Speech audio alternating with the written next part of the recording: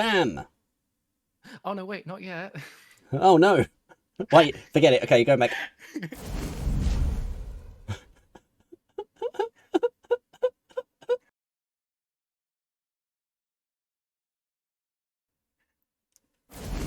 Okay, we ready? Yeah, I'm Phew. ready. Oh my god, that was scary for a second. Guys, Oh, that welcome. was close. Oh, Welcome nearly in. heard me say nice things about people. I Oh, know, you couldn't possibly do that. Dodo, welcome in. Congratulations on the first. Suki absolutely did not try to get it because that would have been insider trading. definitely didn't try. Suki, No, thank you so yeah. much for the prime. Really appreciate it. No Foxkit. worries.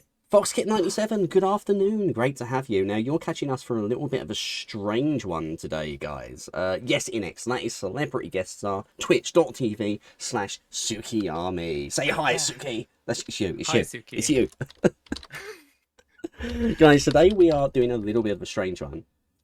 We are playing, the same as we did with 1,000-Year-Old Vampire last time. Foxkit says hi, Hi. Suki.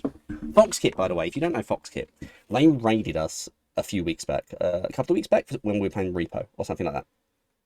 They were so nice, so friendly. They stuck around, hung out with us for a while. Absolute pleasure Thank you. to have in chat. And then I thought, you know what? I can see that they're online. I'm going to raid them back, and I did it last week. I Oh yeah, yeah. I raided as they were finished, and they were just finishing a 6-hour stream, and they were like, "Fine, I guess I'll go for another hour." I felt so bad. Oh I my felt so god. bad. But It, they did it. They it's stuck the with it. Suki Timbit special. They stuck with it. They stuck with it. Next time, I will. Look, there you go. There's a gun in chat already. Like, I'm in trouble. Foxkit, I would. Thing, things are gonna get unusual because of the name I have picked for this. That's amazing. I'm excited for this. Um, Foxkit, I would love to do some repo with you or something sometime. Genuinely, please message me and we will sort it out. I've joined your Discord. If anyone does want to jump into my own, it's right there. We have cat pictures. That's basically the best way I can put it. But let's talk about tonight. Also, hello, Hackmed. I see you there, looking beautiful as always. Today we are playing The Magical Year of a Teenage Witch, which is a tabletop role-playing slash writing slash storytelling game very similar to 1,000-Year-Old Vampire, which you would have seen me do with Oathbob Kobold a couple weeks back. This one's going to be a little bit different because neither one of us have actually played it. As you can see, starring Suki as your mum. Suki also has control over this Google document, so I cannot be held responsible for anything that happens on this screen today. I could write anything now I say Absolutely that. anything. Yeah. So If you take offense, it's all me. this is a but if you love it, it was me. Okay. This is a prompt-based role-playing game, much like 1,000-Year-Old Vampire, but instead of following the story of an immortal, tragic being as they pass through the ages and the years and history, just go past like a stream or a running river. Instead, we are following the journey of a teenage witch coming into their powers, a la Sabrina, that kind of show, right? A la Kiki's Delivery Service. Uh, Yeah.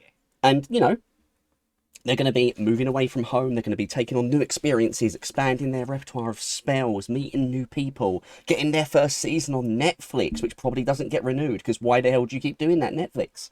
And after that, we will see where it goes. So, Suki, I believe you've already had some thought about your character. So, the only thing I have thought of ahead of time is the name, and I promise you this was decided before stream. That's so Um, funny. Okay, okay, let's hear it. Let's hear it. but it is Kit. Your name is Kit? Yeah. Oh, that's so funny. Do, Yeah. do you know what the best part about that is? Right before we started stream, Suki told me that it's really quite amusing because they genuinely chose this name and they thought it was so funny because it kind of lined up with someone we knew. And that's not even Foxkit, is it? No, We no, know that two wasn't even kits. you. We now know two kits, which is crazy. So, Yeah. okay. So, so it is Kit Renard. Kit Renard. If you catch what I'm doing there. Kit Renard. I love it. I love it. Okay. Oh, God. You know what the one problem is? We got to keep changing this text around so it looks all nice. There we go. All right. Kit Renard. And I'm going to leave all this space here in case you want to throw pictures and stuff like in. Tell me. So we can worry more It's about who okay, Kit it's Renard. okay. We can worry more about who Kit Renard is when we get to the experiences and journal entries. We're going to work Yeah. through this bit by bit because remember, this is new to both of us, this system. We're going to go through the character creation in the correct order. There is a very good chance we do not finish this today. because Yeah. even 1,000-Year-Old Vampire, which I did with Overworld a couple of weeks back, is a game that can go long. This one absolutely can go longer because it's a bit more in depth than 1,000-Year-Old Vampire, despite the fact that it takes place over a much shorter period of time. So, Yeah, like one of the next, ways that you can play this is literally just keeping a journal over a 100%. period of like months, filling in a prompt every day or whatever. Fun fact, Like you write a couple paragraphs. I am doing that with Vampire, and I'm excited to share what I've written at some point. But My plan after this was to start doing a journal with this. honestly, it's so I love these games so much, and this is really good to get into writing. It's something we will link to everyone later on, just give you like a little source of where to find all this stuff. But let's establish the world first of all. The normal assumption for the world in this is that people know witches exist. You know, witches aren't which isn't a gendered term. You know, I'm assuming Kit's a guy based on the I was keeping it vague, keeping it vague. but yes. Yeah. But yeah. So which isn't a gender term. I have a gender. We want to write. We want to put a couple of sentences about your look and personality. So let's start with that. Oh, okay. Tell me about Kit Renard's look and personality. Do I just go self-insert? Self-insert's You not can good to self-insert. remember, You I can think. self-insert. Okay, so Suki Law Leak. Um, It's really funny because you could say anything right now and no one would have any idea how I true it was. could. Okay, so they are 1 foot tall. Okay. They look like a weasel. No, no, not really. No. Oh. You wait. Are you lying? Is this official? Not official law? Now thinking about it, because ferret's much bigger than that anyway. Ferret's like 6 foot. Yeah, ferret's Um, terrifying. Okay, so for reals, For reals. For um, realsies now. they are quite tall. That's all. They have, um, it's really weird describing myself in third person. Uh, Not tiny foxkit. I'm sorry. long hair, very Blonde long, hair. Blonde hair. which is brown hair. Long brown. Is it like that cool messy look, or is it like straight looked after? Yeah, very very messy, Cool and very messy. annoying hair. Wavy hair. Yeah. Cool and wavy. Thanks, foxkit. Yeah. You get all the Suki leaks. Very say excitable but down to earth. We'll Okay. say. And that's probably all we need to get started. That's all we need to get started with the character. The next job is to work out just a few aspects of the world. So the assumption of the world, to begin with, okay, is that it's modern world. It's that we're in just a regular temperate climate that we'd expect in the West. So, you know, hot in the summer, cold in the winter, that kind of thing. But this doesn't have to be a modern setting. It doesn't have to be a setting in a country we're familiar with. So that's up to you as the player. Do you want to stick with like just the as we would be familiar with? I think yeah, we'll stick Okay. to something just fairly standard. That all works. Okay, so where does your witch come from? Oh. We don't need to record this. This is just like a decent thing to know to be getting started with. Because the idea would be that you're not spending your magical year where you come into your powers at home. No, you're going away. You're going away to get new experiences. So where sort of are you from? Are you from the UK like I am? Oh, right, yeah, modern world, like real world. Yeah. Or are you like are you American? Are you you know? I don't know. I think we'll stick to UK. UK. And I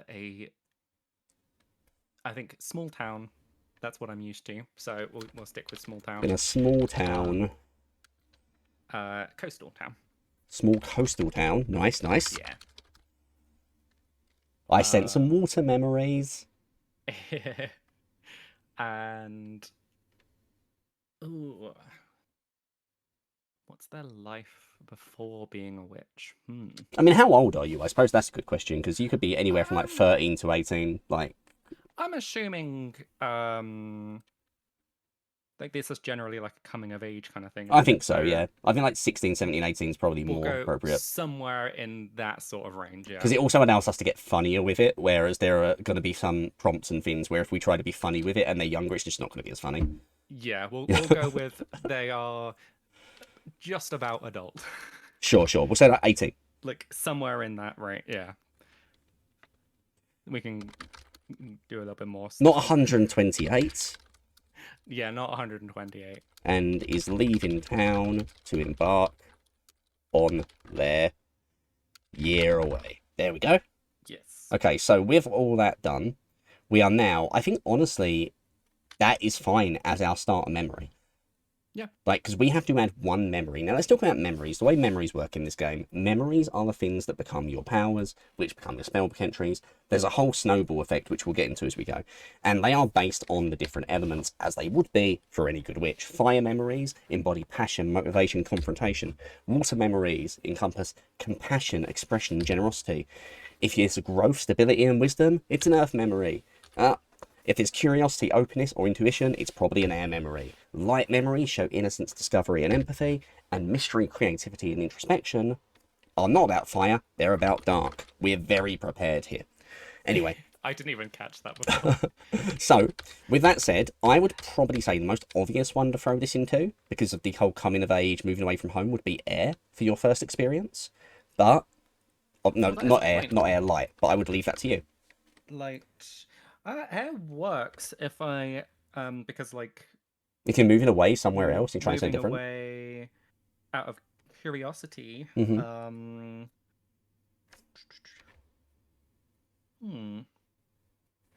I'm thinking we go light. Yeah, discovery makes sense to me. You got it. Now, guys, you're probably thinking to yourself, Fox, why does this matter? Suki, why does it matter where you put the memories? Let me explain. When a memory has 4 experiences within it, Suki can then internalize that into a new power for their witch. So we'll be going through prompts bit by bit, and we'll be putting the memories kind of where they make sense to go. That's basically the play here. Like, this is a storytelling game at its heart. So we're going to put this up here as your first experience. Oh, we need to figure out where I'm going as well. We do, but I think that's... I mean, we can throw that in there. Is part of this memory. We can throw that in here. We can throw that in here. Um... So where are we going? So if you're... So, okay, in my opinion, moving from the coast, either you're moving out to a village, like in the country, or you're moving to the city. I feel like it's got to be big city. The big city! Oh my god, you could be going to like a magic school. Unlicensed magic school. Ooh. I am moving into the big city. What are we going to call the big city?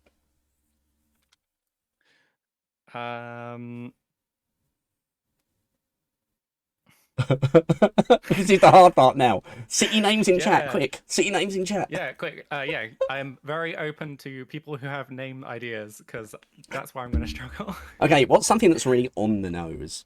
What's something that's really on the nose? Metropolis. Arctropolis. Wimborne.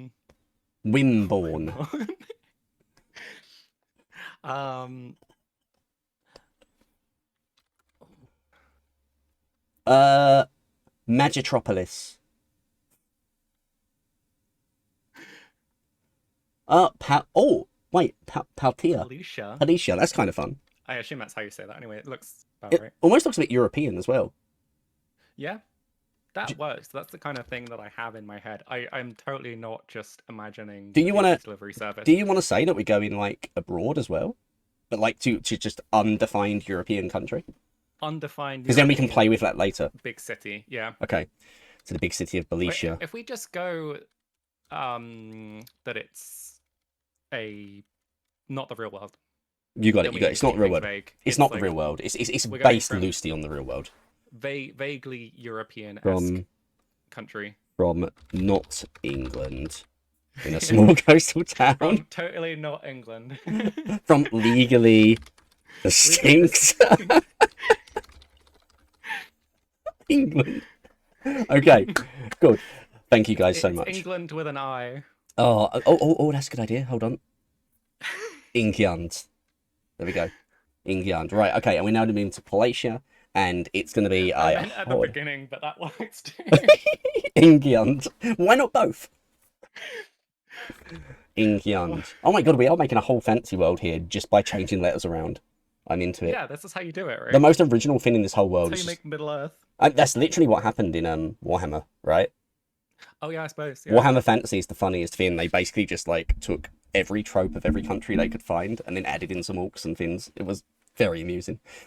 Uh, Falacia is probably going to end up being the most unique thing in this, which makes me very happy. Yeah. So, we've done that. Next, we need to actually create a character. So we have to make 3 characters to get started with this. Now, these are the 3 characters. We'll add into this as we go, but these are the 3 characters you already know in the course of this story. So, again, I'm going to go ahead and guess you've probably already thought about this a little bit, but no pressure if Not not. at all. Okay, so we're going to create 3 characters. 2 of them are magical, 1 of them is non-magical. The first character we need, okay, is your familiar. Yes. So your familiar could be a creature, it could be a frog, it could be a sparrow, it could be a fairy, it could be a talking umbrella, is an example it gives in here. But generally speaking, a familiar character is kind of like a foil to your character in these shows. So you know, it's going to be like probably a bit more quiet and reserved than your, you know, more. You said like you were Oh, more. I was picturing super outgoing. Oh, so yeah, you're down to earth, right? So this guy'd be like this familiar, Yeah. would be like really pushy. Dodo King Rock suggests a dodo. See, I think as much as I would like a dodo, Mhm. there is an obvious answer here. Okay, I'm ready. What is it? What is your familiar? Definitely. So I think they are some kind of mustelid. A Um, what? oh, like a ferret or Oh, a ferret. What's its a name? marten. Oh, that I don't know because I just now I'm thinking of martens. I only have one name in my head, and that is called plagiarism. Um, Okay, we can call it plagiarism.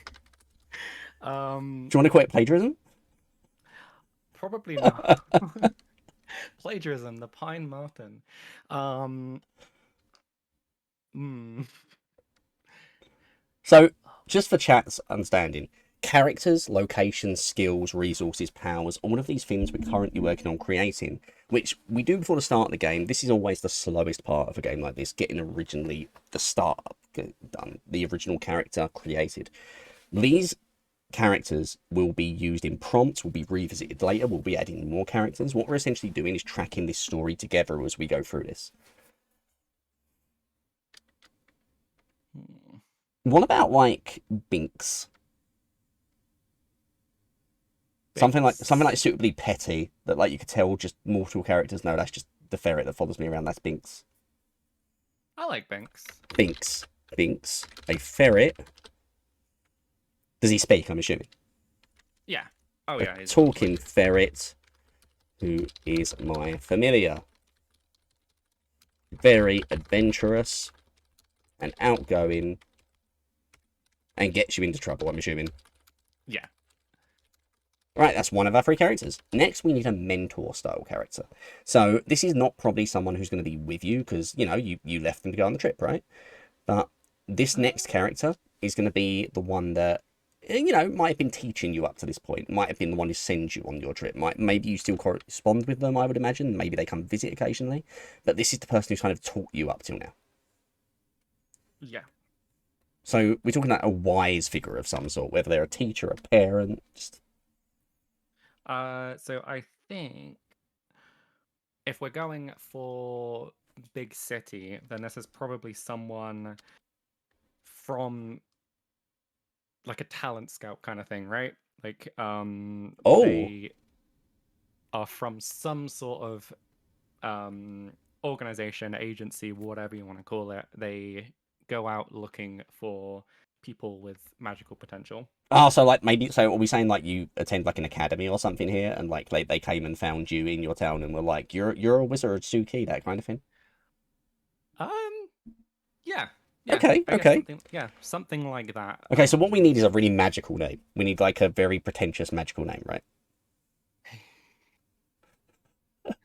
You thought of something as soon as I said that.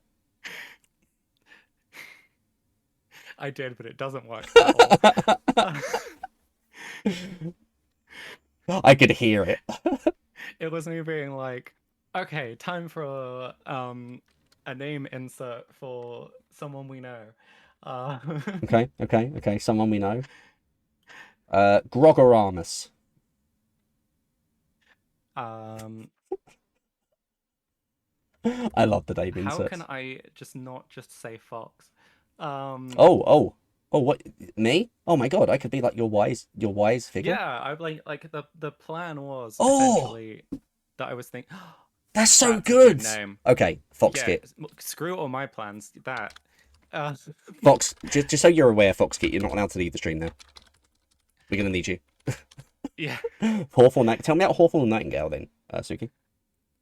Okay, so um, they are essentially a talent scout from whatever this Oh, I need to think if I'm coming up with a. Mm-hmm. Well, we can throw this in I locations, right, at the school once we get there. I don't know if I want it to be a school. Oh, I think I like that it's. Oh, what if it's like a. So it's a coven, right? yeah, Which is going it can covens, go but it's coven. like a modern twist on a coven. So we'll just say the coven for now, and when we get to the Yeah, location, we could like you could give us the deets then. yes. Let's go out from the coven. Give me a little bit about their personality, Hawthorne Nightingale. Is he very severe, very serious, very regimented? Is he drunk all the Um, time, like that guy from Naruto? You know? so I think that they generally have a very stern front, but then sort of in more chill social situations, they open up. They're a bit more relaxed and um, That will be perfect. friendly. And then we can explore more of them as we go. Right. Yeah. Oh, Dodo just suggested the Circle of Clarity as a name for something. I'm assuming that's the coven. I'm going to go ahead and copy paste this. I'm always doing this, makes it easier now to keep getting the thing up. We have one more character to create before we move on to locations. The next character is not magical. The next character is a non-magical character who exists in this place that you are. Because I don't know what your living situation is right now in this city. Maybe you have a roommate. Maybe you're lodging with someone. Maybe you've just got a friend you met at the coffee shop. Like, who is this non-magical character? So I feel like this has got to be who I'm living with. Yeah, that makes sense. That is what makes sense to me. Um, Like you were looking at the personnel ads and they were like, looking for a roommate, must be quiet, must not be a witch. Too much drama. um, I'm trying so hard not to say like they're a baker. And they They could take me be. in as a. Yeah, but then it's just Kiki's. Um, Kiki's, never um, heard of it. It's never heard of it. Who's Kiki anyway? Uh, so I think. Oh, I Okay, it's not a bakery. It's a coffee shop. coffee shop. Okay, okay.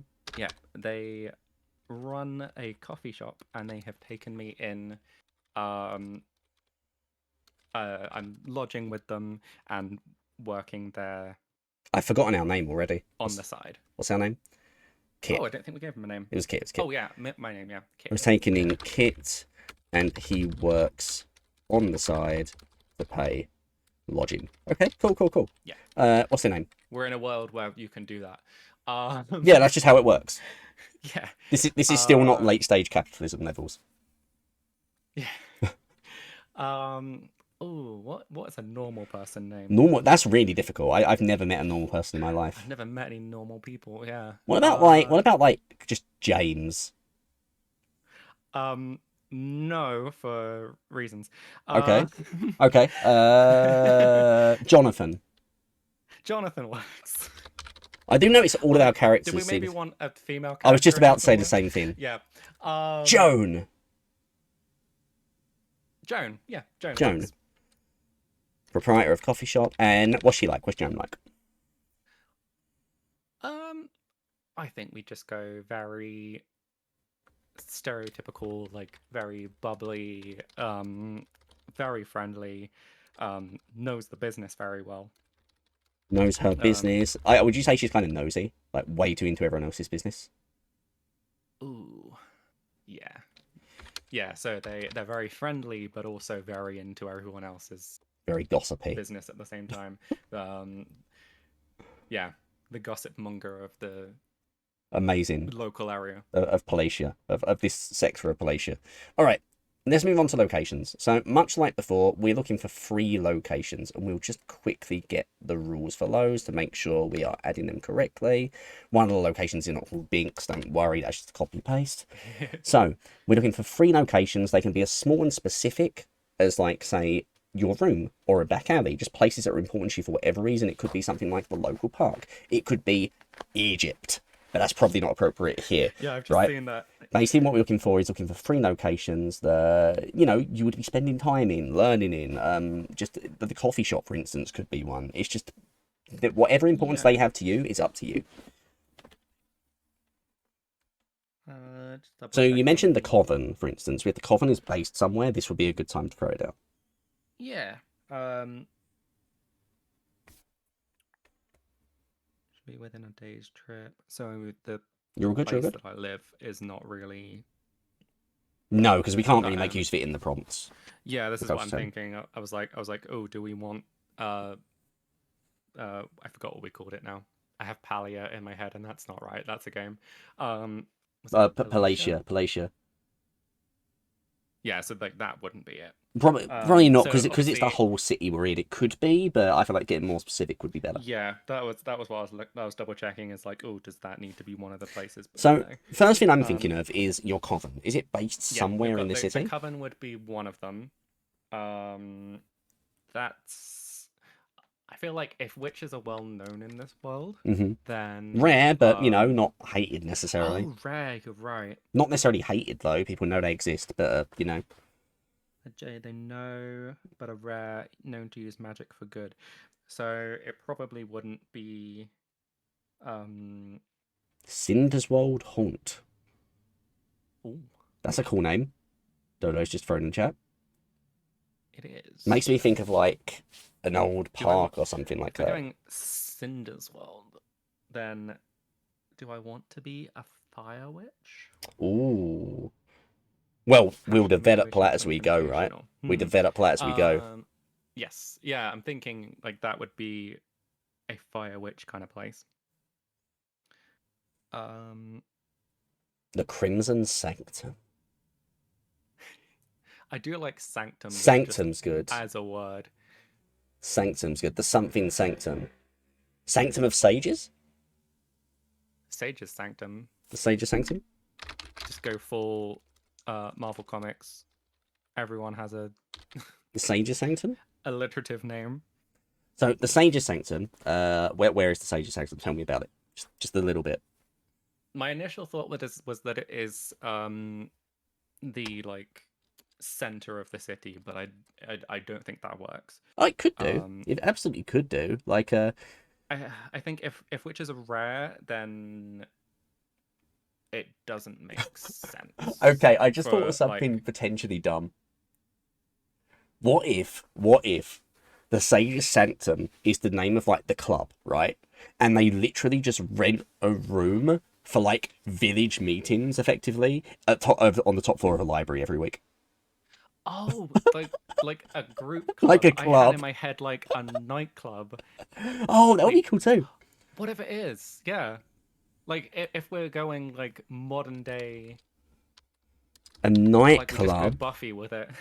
A nightclub, and like the back room is like the base for the coven. Yeah.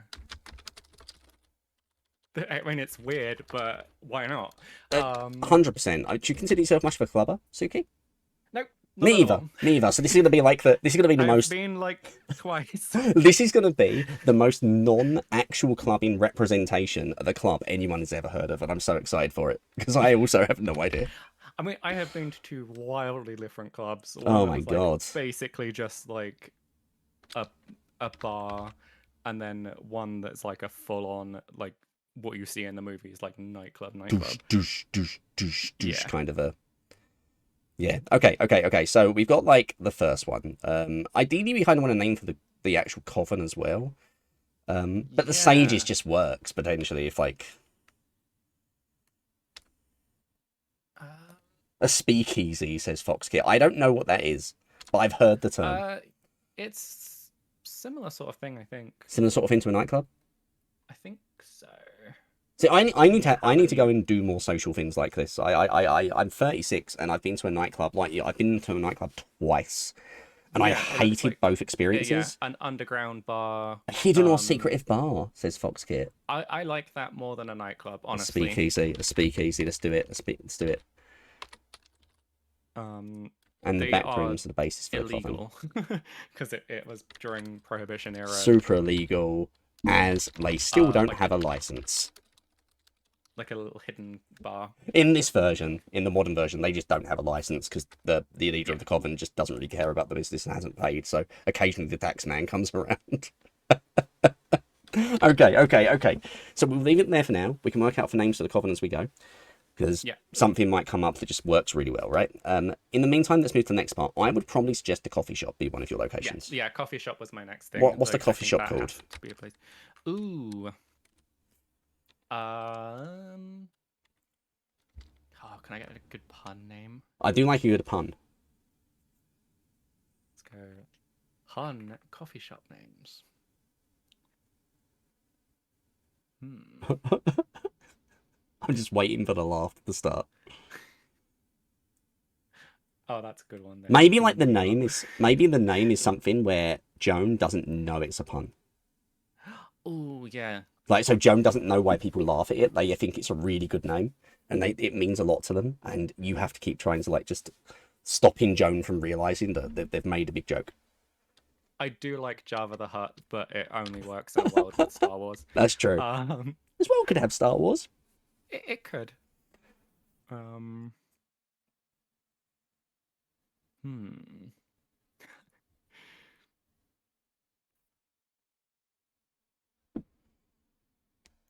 Wakes Cafe. What's the pun there, though? I'm not really sure. I think Dodo's just coming up with fun ideas more so Yeah. than specifically puns.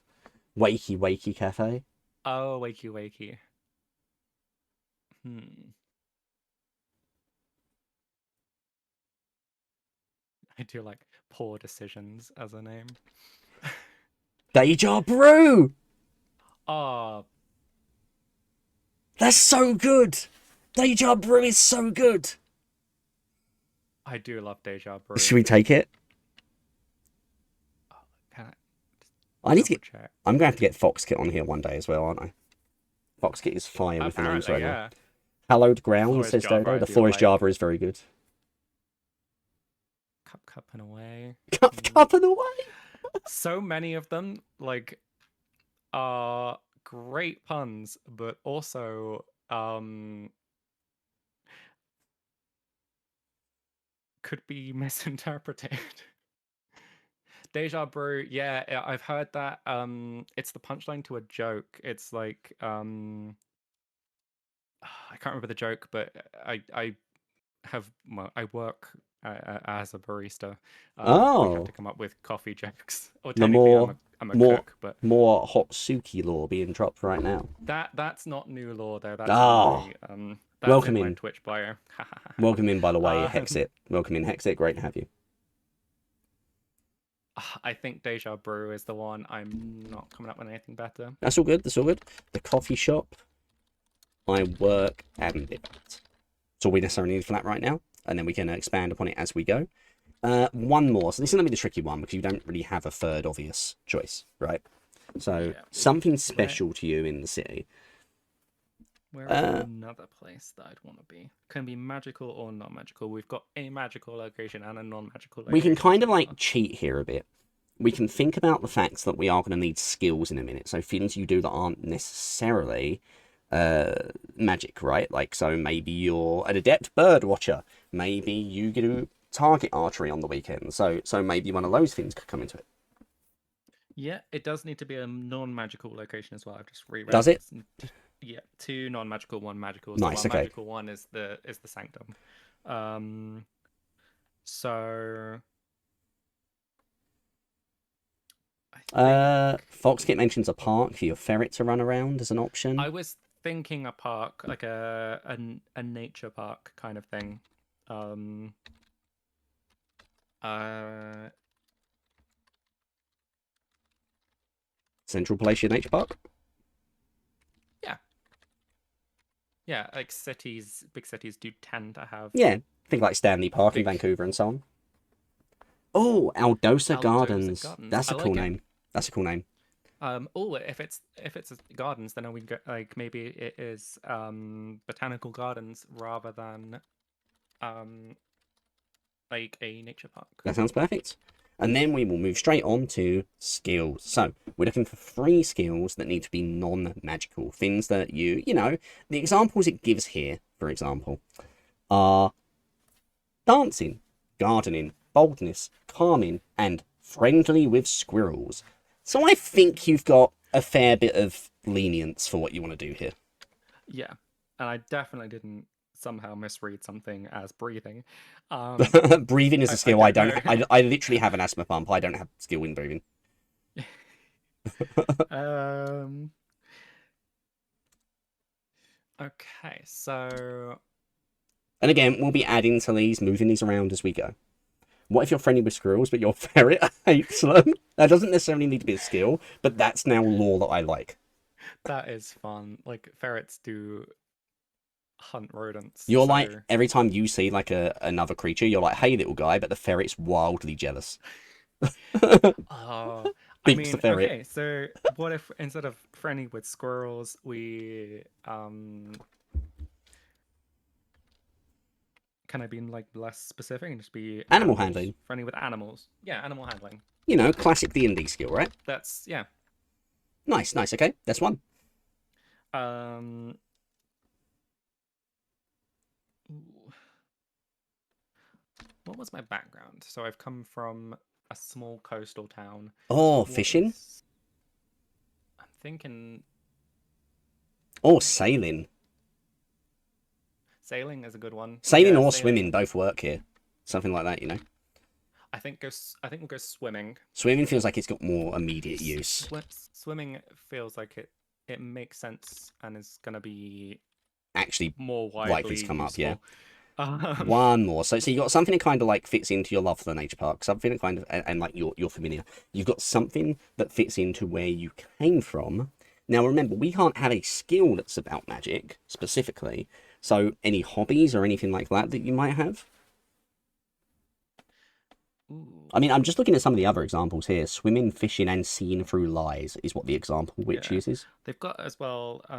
Cooking is one on there. I mean, you can basically Um, choose anything you want. It doesn't just have to be in there, but those are good oh examples. yeah, no, yeah. I think Something to do with the job, maybe. yeah. This is what I'm thinking. What if we go baking, That sounds good. or if we just go generically cooking?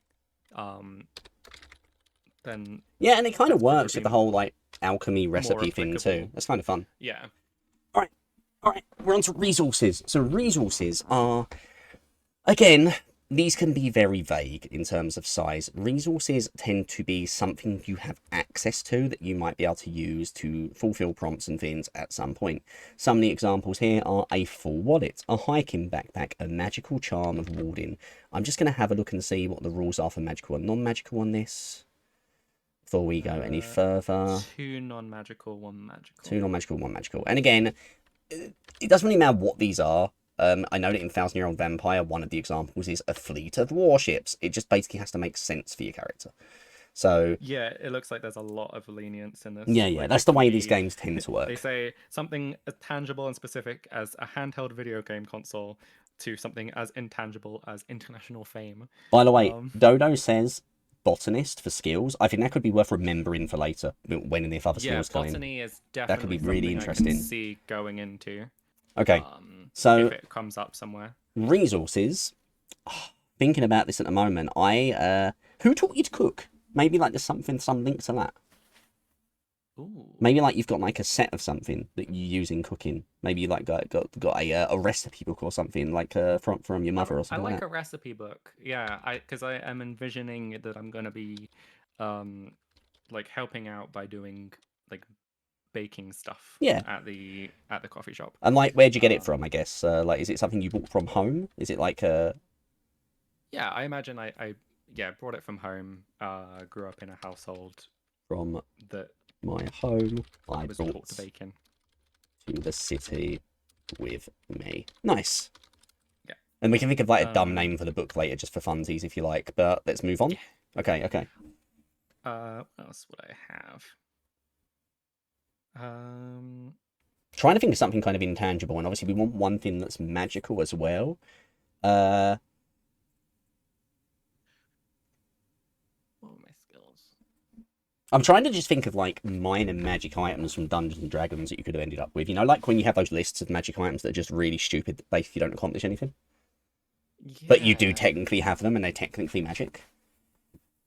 Yeah, magical items is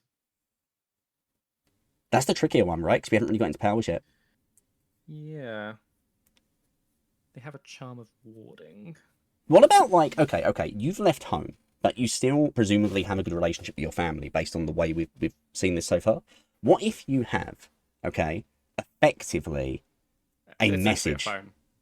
Well, I was gonna say a message, like you can say. Admittedly, we Oh, are in a modern world with phones, so it seems kind of useless when I think about it that way. But I was thinking, oh, you write it off and it flies off to them. But no, as fancy as that is, why in wouldn't you just my use your phone? in my head, it's like modern world. You know, like when you get those fantasy settings where it's like mostly modern world, but then it's also got like weird like Victorian elements in there and things like Oh yeah, that. I don't absolutely. know if there's a word for that, but We can work it out. like where they've got cars, but like a phone is weird. Mm-hmm. Um, It's your world. You can make it up as we go. this is true. Ooh, I like the idea of um. Oh no, wait! I'm literally just that's something else. I was like a notebook that you can write in, and then it writes back. But that's That's Harry I've Potter. never heard of that before. Um, Oh, Dodo says bag of holding. I honestly don't yeah. hate it. I honestly do not hate it because I always enjoy like the dumb inventory idea and just the idea of Kit just going into a library and just pulling out all the books that they've been meaning to bring back from this tiny satchel. Oh, I do like that because I was trying to think of something that some interesting Yeah, yeah, I like it. thing could come from. So I do like bag of holding for that. All right, right. We need one more. So one more magical. We got the cookbook, got the bag of holding. Ooh. What else does our witch Kit Reynard have? The name Kit is so funny. Think... Yeah, yeah. I swear, as soon as I saw Kit in chat, I was like, It "Oh, was the okay." funniest thing. I'm gonna have to clarify that this was something that I had already come up with. Dodo, what we're looking for right now, we're looking for one more resource that we An would have that isn't magical. Not a spell, not an ability, not a magical item, just a just an non-magical item that Suki object, has. Something that might have some meaning to them or or I might guess not. not necessarily an object. It can be something intangible. It could be just like your stipend, right? It could be just like a like your finances that you've been given in order. Yeah, I'm thinking some money would probably be a good thing to have as resources. Non-magical spending allowance. Yeah, a money No, pouch no, of some sort. got nothing to be sorry about, Dodo. Nothing to be sorry about.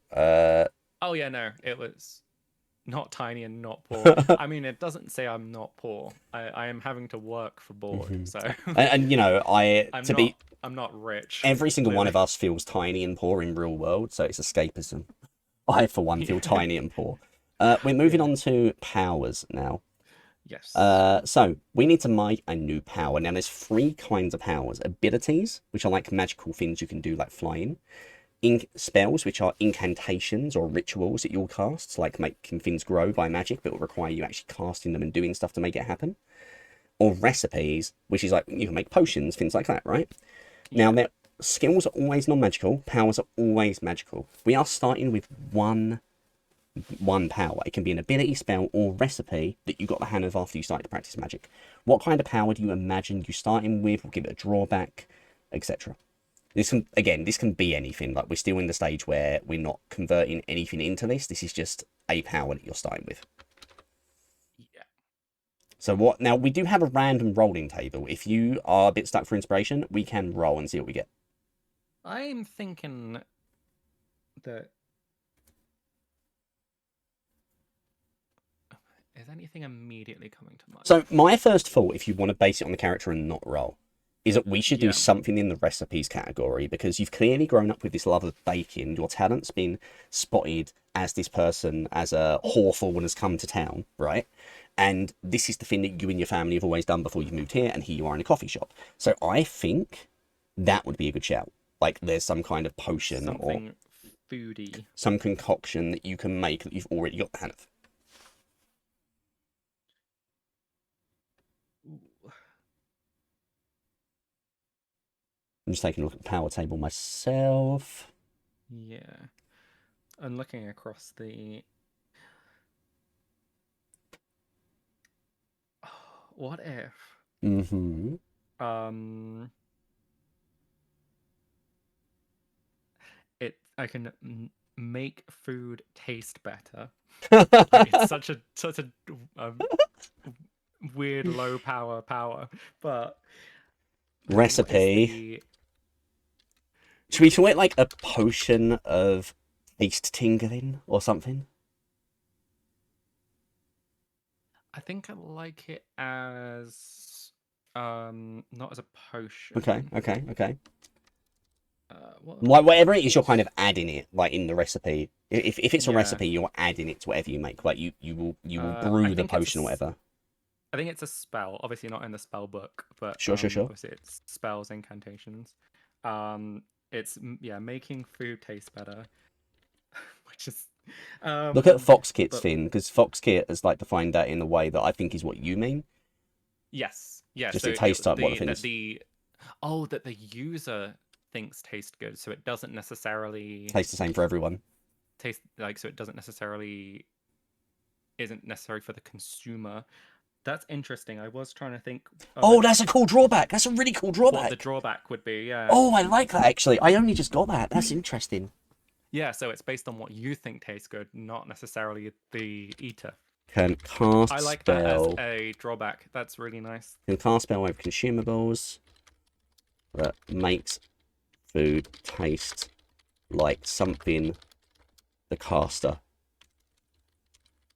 enjoys. So, what's your favourite food? Lasagna. Lasagna. You make everything taste like lasagna. No, I'm into it. I'm really into this. That has become immediately awful. I know, and I'm so into it.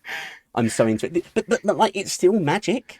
It's still magic. Like this is you starting out. You know, this is Oh, like I'm just a. it went from like not very useful to awful. I am genuinely imagining the scene, right, where Hawthorne Nightingale comes to your home, and you know, Mum's like, "Oh yes, young Kit's a fabulous witch he is. Watch this. Go on, do that thing you do, dear," and just puts like Everything a tastes coffee like in front of him, and you like cast your spell, you do your incantation, and then Hawthorne's like, "Why does this taste like cheese?" it's not what I was picturing. It's definitely magic. It works. Yeah, in my head it was like my interpretation was that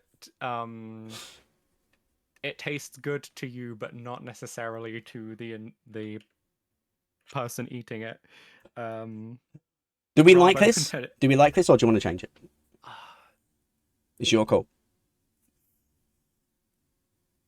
Maybe it tastes like something you enjoy, but like it's a little bit uncontrollable. So one day it's lasagna, another day it's chocolate. Maybe it's not always the same thing.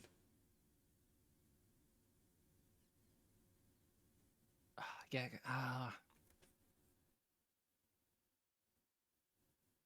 yeah, I think it's something that the caster enjoys, but not necessarily like lasagna. Enjoys shifts. At least then it is sometimes useful. Shifts back and forth. There we go. That's like the drawback there. That's like the Yeah. drawback. Okay, cool. Yeah, the drawback is like can't control what it tastes like. It will taste nice to me, And hopefully but you guys like the same but foods I do. I can't control what it tastes like. So the next job is to create one memory for each of the remaining memories we have available. So we need a memory that fits into fire.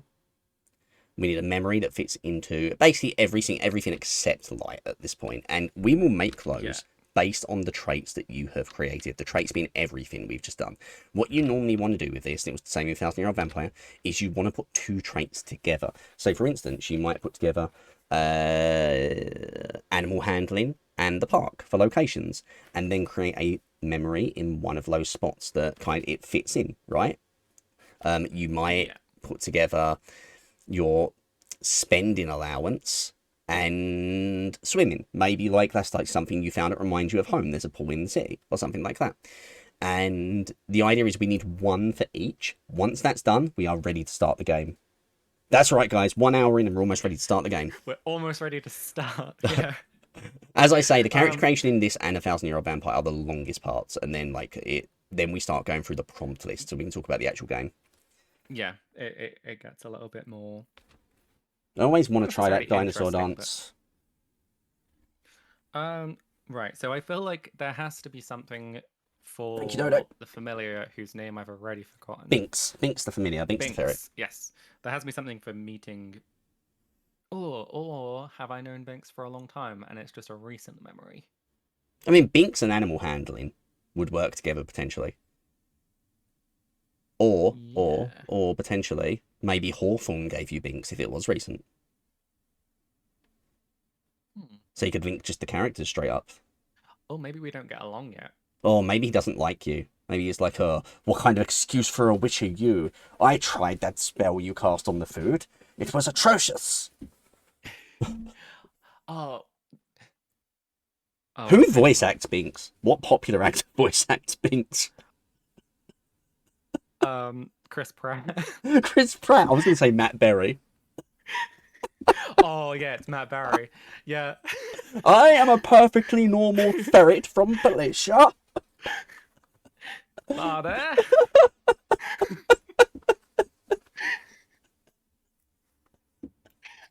Oh, Matt Berry ferret. Jeez. All right. It's canon. Yeah, so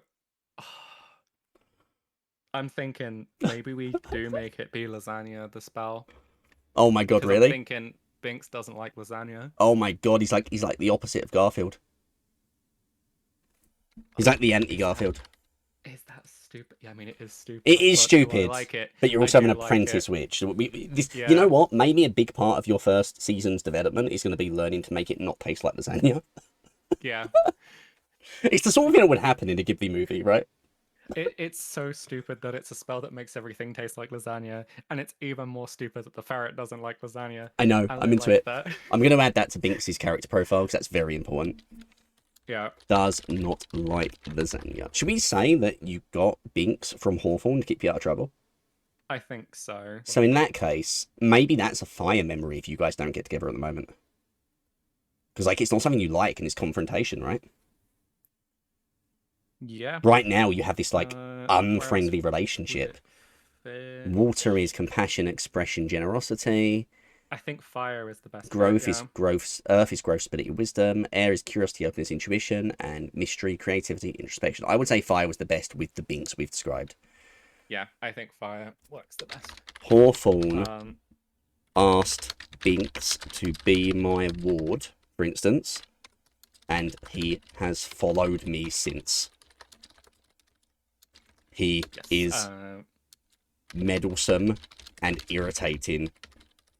I'm not going to write. Like lasagna. And does not like lasagna. I almost wrote and voiced by Matt Berry. Cool. That's our fire memory. That's our fire memory. Okay. That's fire. Okay. Something to do with this. You know what? I already think I have a suggestion for this one. Remember, you get final say on everything. I'm here to just give you my own thoughts. Compassion, expression, generosity. Maybe this is Joan let you stay at the coffee shop and giving you that place. Yeah, that makes sense to me. So Joan gave me lodging at the coffee shop in exchange for some light work some evenings, giving me a place to stay. Because, let's be real, that's pretty damn generous for, you occasionally pull a shift, exactly. Okay, Earth memories, growth, stability, wisdom. Ooh. So, what have we got? We've got swimming, cooking, animal handling. Out of interest, does the power count as a trait for this? Yes, it does. Yeah, characters, locations, skills, resources, and powers. So like we could potentially do cooking and your power for like coming That into makes that. sense to me. Growth is going. Kit suggests growth going off on your own to start this journey, but we've already kind of used that in light. So we've used that in We light and put we that put in it there. light, The reason yeah. we put that there was because it was like the innocence and discovery and empathy. But it's a good shout. It's a good shout. We also like to try and link 2 traits at a time. What were we saying just I now? think growth does make sense with cooking and the spell. I learned to If cook. we have that under, I don't know if it's growth or wisdom. I mean, it works in both, right? As long as both of them are Yeah. earth. I learned to I cook as a guess, yeah, child it's and all pretty developed a love of food and my spell focused around it. Yeah. Yeah. Okay, we've only got 2 more to go. 2 more to go. Air memories, curiosity, openness, intuition. So once again, let's look at our traits. We can reuse things, by the way. It's just Yes. because there's a lot here. So spending Openness, allowance. intuition. What other characters do we have? On Older Gardens, we've not used yet. We've not used the Sage's Sanctum yet, but I think that would be a very interesting one for the Dark because it's to do with like introspection and learning, right? And mystery. Yeah, mystery, creativity. Binks, Hawthorne, and Joan. Curiosity, openness, intuition. You also like animal handling. So could we do something with Older Gardens and animal handling? Yeah. I don't know what. Yeah, I'm trying to think. Should I pour a bit of water, guys? If you're in chat right now and you haven't got some, make sure you grab a glass of water. I did see it. Yeah. Make sure you guys grab yourself some water. Stay hydrated. I know it's really hot over here. Yeah. Cheers, Yeah, everyone. To cool down, and now it's warming back up again. This is kind of like a bit of a late cheers because I did have a little bit of moonshine before we got started. Ooh, might be one fun way to do it. Might be to select the trait combinations randomly and see what you can come up with. Ooh, we could do that. We could do that. Yeah. You want to try it? How many traits do we have? 1, 2, 3, 4, 5. Foxkit has another suggestion for us. What if you tried your lasagna spell on flowers in the garden's curiosity? Did it work, or does it only work on food? Ooh. I could see that experimentation.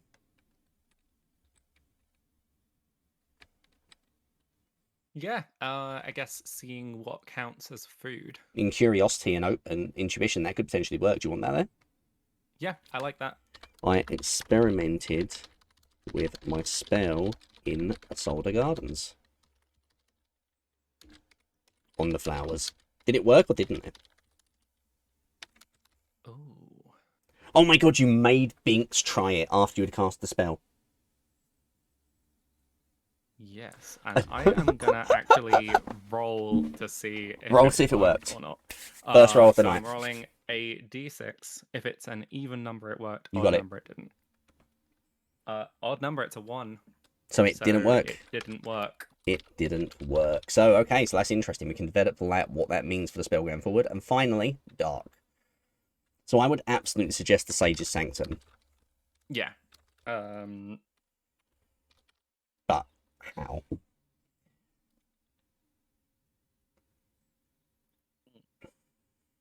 Could be Hawthorne again. What is the other... What other trait can I tie in? The Bag of Holding. Maybe that's where you got it.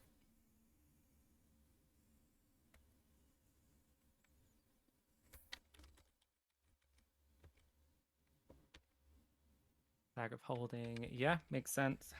Then mystery would being given a mysterious endless bag Sage's Sanctum gifted me count as mystery. my Bag of Holding and asked me to study it over time. Yeah. Look at that. Look at us gaining that. And with that done, I think we are finally ready to begin. Isn't that amazing? Whoa. So with that done, unless I'm mistaken, our character is created. So let's talk about how this game works, chat. The way this game works is we are going to be moving through a series of prompts. Now, when you were doing this as a journaling game, you would sit down and you would write out the entries, like journal entries or little stories, little short stories about what happens. What we are going to be doing, obviously, is just talking through what happens in these things and adding the experiences, striking out powers, adding new powers, doing what it asks us to do. Suki is going to need 2 dice in order to play this game. Suki, do you have a d6 and a d8? Yes. Excellent. At the It start... works more with more. Hang Oh, wait, did you do a roll and we didn't hear it? on. Okay. No, I'm rolling onto a rubber mat. I had to put like a Okay. of tape down so they didn't like fly off my desk. Let's do that bit again, but this time I'll make the sound effect. Okay? So, like, Actually, I say have yes, more Fox, dice- I more do. dice right here. Oh, we heard it that time. Phew, because I wasn't looking forward to There we doing the go. sound. I really wasn't looking forward to doing the sound effects. I was practicing that off. Nice, okay. So what's going to happen is, every time we do a prompt, Suki's going to roll a d8 and a d6. And then, they're going to take the number on that d8, and they're going to subtract whatever they rolled on the d6 from it. That is how many points forward we are moving. Other way around, right? It's d6 and then... Or backwards. Yeah. Yeah. It's entirely possible we move backwards through the prompts, but we're normally going to be moving forward. So give me your first d6, and you'll... No, we start at 1, and now give me your first d6 and your d8. We do roll. First, Oh, we do start at 1. Okay, we that's different. we start at 1 without answering it, and we roll the dice. So and like then 1's a number we roll have to to sit on. see. So you do need to roll. Oh, okay, yeah. So it is the yeah, same. it's not assuming we're at 0. just- It's assuming we're at 1. So roll It just d6 read d8, differently. Right. Oh, I can't actually read the. and we will see where we end up for the first prompt. That is a 2. I have a 4 on the d8 and a 2 on the d6. Which means we're moving up to 3. And the first prompt is, your familiar, Binks, is having a hard time adjusting to the new place, dealing with new things, or falling back into old habits. How do you use your magic to help them? Mark a power. This is hilarious. Because your power is the thing he doesn't like. I have established that he doesn't like the one thing I can do. But here's the thing, right? So what marking a power means you have mastered it, basically to the point that you can do it a lot easier than once before. It's no longer something you're experimenting with. Marking a power means it's intrinsically now part of your repertoire. So this could be an opportunity to actually start developing it past the lasagna thing. Maybe it's even just him seeing you making the effort to make stuff he likes, you know? Yeah. So, you settle into the coffee shop, you've settled into the sanctum, you've only just starting to get used to Palatia. And Binks just doesn't like it here. Binks is like always feeling cooped up. Binks is sick of lasagna, okay? Binks doesn't want any more lasagna. You're like, maybe some lasagna will make you feel better? He's like, I don't like lasagna. Oh.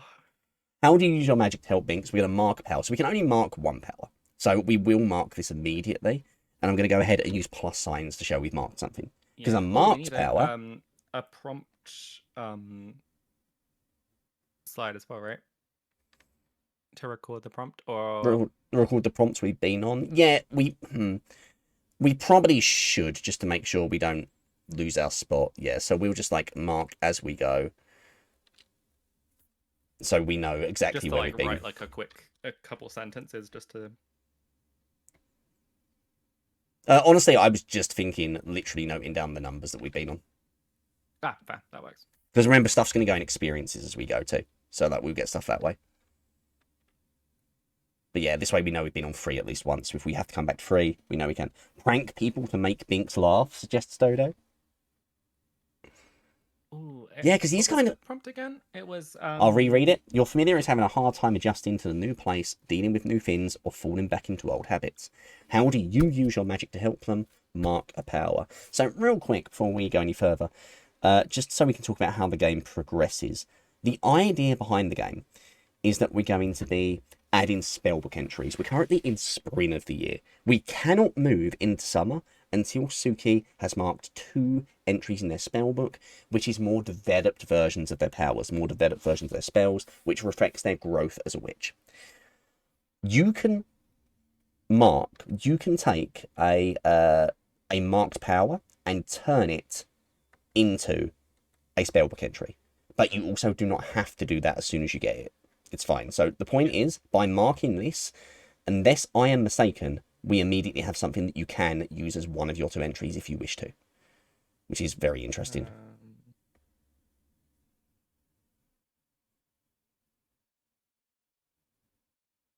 Yeah, you'll never be told to directly do it. You convert 1 month's power into a spell entry. Yeah.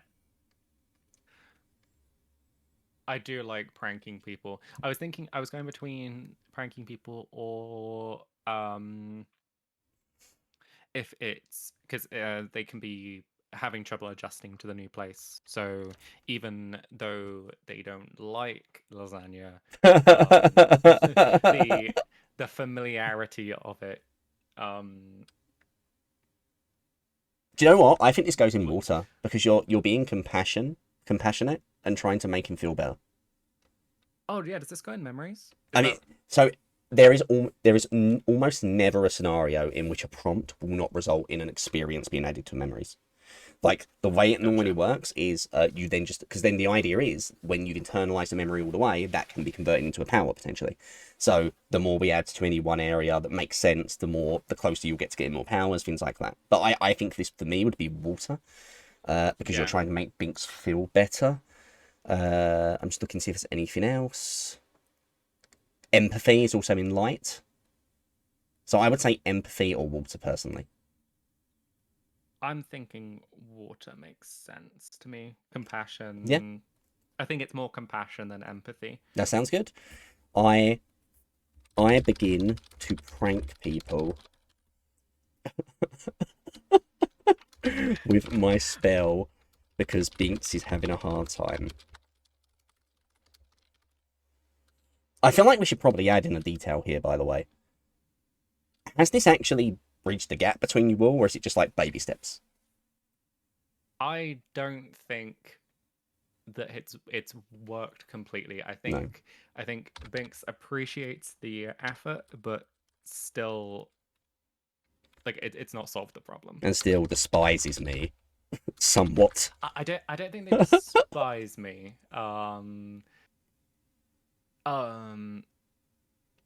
Still isn't. But yeah, still isn't Completely comfortable with me, for instance. Yeah. Me, but it's a start. Yeah, they're still struggling. Okay. And that is basically how our game is going to be looking as we go on. We are going to continue to answer prompts and we're going to continue to flesh out this character's life as they go through this year. So, D6 and a D8 when you're ready. We'll see where we go next. If we ever roll 3 again, if we ever end up on the same prompt, we can continue to move along the prompt. That is a 1. A 1, so we're moving up to 4. You get lost, Kit Reynard, and find yourself in an area you have not been before. Add a location. Someone you don't know approaches you and points you in the right direction. Add a character. Why do you get a strange feeling about them? Oh, so okay. So you're meeting someone new in a new place in Palatia. So let's set the scene, okay? You're on the way back from the Sanctum. It's late at night, okay? On the way back from the Sanctum or back from the Gardens, could be either one. It's late at night, you're trying to find your way to the coffee shop, you take a wrong turn, which leads to another wrong turn, or you get off the wrong train stop or something like that. Where have you ended up? Ooh. I still love Dodo's making random cakes taste like lasagna. I just find that really funny. That is it. It's the weirdest power, but I like I'm it. so into it. I'm so into it. Where do I end up? Is it somewhere like you really do not want to be, or is it just like it's a little bit unfamiliar because you're lost? Is it just a district of the city? I think it could just be somewhere I haven't been before. It doesn't have to be somewhere I don't want to be, right? Yeah, exactly. So Quarters to the Barbaric Lion, says Dodo. I don't know what that means. That almost sounds like a pub or something. It sounds cool. Yeah, I think what's coming into my head immediately is a bookshop. I don't know why I would want to, why a bookshop would be a wrong turn. Okay, so maybe it's not that the bookshop is the wrong turn, because remember, we can edit this. Maybe the bookshop is something you see that seems like a bastion of safety in this new area where you don't know where you are, and maybe the person you meet in the bookshop is the one who puts you in the right place. Because like you're lost. You see one place maybe just starting to close up for the night, and you're like, right, I've got to ask for help. Yeah. Yeah. Okay. Bookshop, place of knowledge, they will probably know. So then the person is probably the shopkeep there. I don't know if people in bookshops have a specific name. Okay, let's start with the bookshop itself. What's the shop called? Oh. And I'm guessing it's just like generic bookshop, fiction, non-fiction. Maybe a few spell books because wishes do exist in this world. Yeah, I feel like it is probably like just a fairly normal looking book. Yeah. There's nothing funny about it. One of those odd like antique bookshop type places. Yeah, nothing funny about it that we know. Yeah, it seems pretty normal at the moment. We'll see if it is. What would it be called? Oh, what about Right Away? I do like Right Away. Like a pun. I do like About Tome as well. About Tome is so much better. About Tome is pretty good. About Tome. Nice. I do like a good pun. We're going for About Tome. Bookshop called About Tome. All pun names. Bookshop called About Tome. It's the culture and place, you know. And who is the character? Who is it? The proprietor? Is it just someone who was visiting? I think it is the proprietor. Yeah. Oh, who do I know? That's a librarian. You know, a librarian. Timbit's a librarian, right? Oh, Timbit is a librarian. Oh my God, Timothy. Yeah, Timothy the librarian. Amazing. Not that it's a library, but books close enough. Yeah, it works. So they are the proprietor of the bookshop.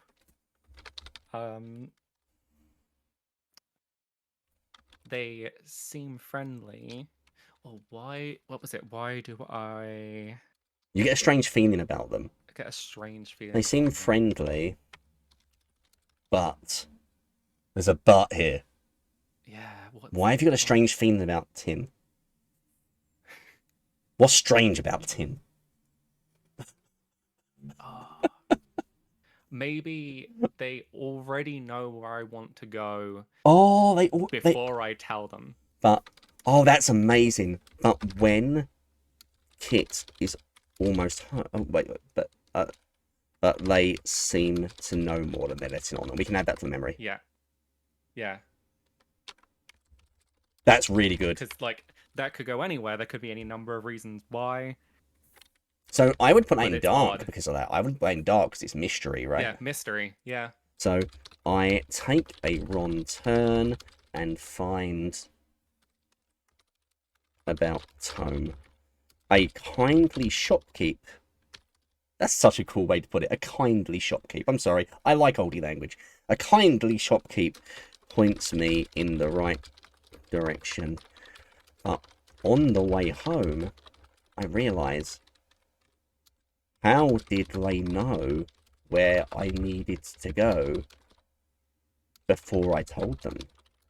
Dun dun dun. And that would be like at the end of an episode, something that realization. Like you'd get back to Deja Brew and Joan would say, "You are ours, dear. Is everything all right, Kit?" And you'd be like, "Yeah, nice person that told me where to go." And then the credits would roll. As like the realization sets in. It's like, wait, how did they know? Okay. You know what? Let's keep it going.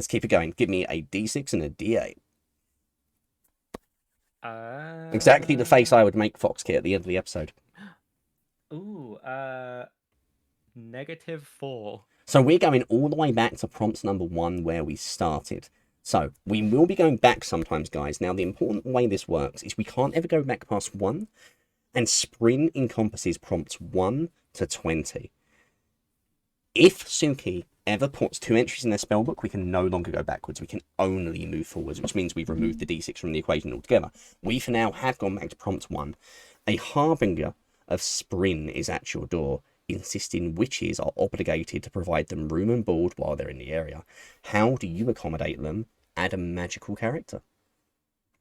Ooh. New magical character, a harbinger of sin. Now that can mean anything. A harbinger of sin. I'm thinking like dryads, fairies. I'm thinking just like a druid. You know, I'm very intrigued by this one.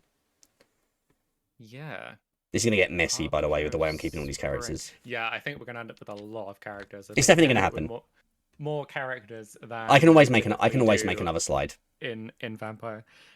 Oh yeah, because in Vampire they tend to 'Cause die. we're not gonna have people dying all the time. No, you're right. You're right. The cast is only going to expand. Um, polymorphed dodo. Hmm. Kidding. Um, a harbinger of spring. What is some spring mythos? Spring mythos. Amazing. Yeah. I mean, I like the idea of a nymph or a fairy or something like that. You know, like someone because here's the thing: you've also been at the gardens, right? You go to the gardens a Yeah. lot, so maybe they've become aware of you there. Maybe like a nymph or a dryad or a fairy of some sort kind of just appears at your window one day and insists that you kind of owe them a tax because you're visiting the botanical gardens. A tree A from tree? Lord of the Rings. There's literally just like a tree in the botanical gardens somewhere. Oh, I do like the idea of it being um a nymph or something. What's it's dryads are trees, right? Dryads are like tree people, kind of. So I think dryads make more sense. I understand that Dodo was I trying to can't write remember. tree beard, but because you bake, I love the idea that that is actually Tree tree bread. bread. Tree bread. Um, I am tree bread. What is the difference between a nymph and a dryad? Nymphs tends to Oh, be dryads are a type of nymph. Okay. yeah, but dryads tend to be more they look more like floral creatures. They look more like trees, whereas generally speaking, whereas nymphs tend to look more human-like for that whole fallen Yeah. mortals kind of thing. Yeah, dryads are forest nymphs. So technically they're both. Okay, so yeah, I like the idea of them being a dryad. Okay, okay. Um, What's a good dryad name? oh, Two of the name generators. yeah. I have no idea what dryad naming conventions are. Dryad name generator. It's suggesting things like Osagia, Cottony, which is literally a Pokemon. Yeah, I was gonna say Cottony is a Pokemon. Aleka, Persea. Oh, it looks like there are a lot of like tree plant nomenclature. We can also go with like someone we know. Again, we can go with like that whole thing. Ooh, Who would make a fun has who would make a fun big forest dryad? plant vibes. And like probably the offering they want is just some of the stuff you. Oh my God! Wait, you have a memory for this. I have a memory for this. You have a memory for this. Wait, hold on. Where is it? Uh, Oh, you were I know you were exactly what you mean. you were changing. You were trying to experiment in the garden with the flowers. Yeah. So it they've ties got a into that. taste. They've got a taste for your. They want lasagna. They were like, human. I've never tasted anything so delectable. If you wish to Oh. consider visiting the gardens, you shall So- provide me with lasagna plants. It didn't work. It didn't work for me, right? No, The it didn't. spell, It didn't work because for you or it's not Binks. food to me. No, but it's food for them. But to the dryads it is. So it did work for them. Yes. So the food is defined by what is eating it, not Oh, by me. You're, Ah, and that's like the next episode, and you're like, you've developed your knowledge of how spellcraft works. Because hang on, this makes sense. That's why my spell is doing that. It's weird that it's lasagna still, but it makes sense. it's so weird that it's lasagna. But Okay, we need to name this character. Do we know anyone Yes. who loves lasagna? We do know Garfield. I'm trying to think if I can make Garfield into a tree, Garfo. which is a whole new sentence. Garfo. Is there a Garfield tree? There's got to be a Garfield tree.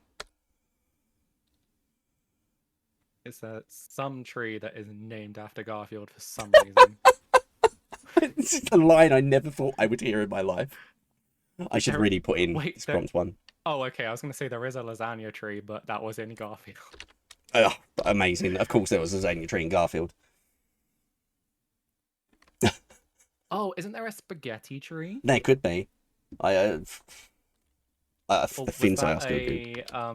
Oh no, wait, that was a hoax. Thinking about it, it was an April Fool's Day. Or maybe hoax. we literally call it like hoax or something. It sounds like vaguely fancy-esque. Oh wait, Hoas. you'll never guess what has just come up. Okay, I'm ready. What you got? Ambrosis. Oh! Ambrosis. And I imagine Ambrosis. Is this how I bring in This is it. Overbold? This is it, Ambrosis. And I imagine Ambrosis being a really haughty, really just like entitled nymph or a dryad, right?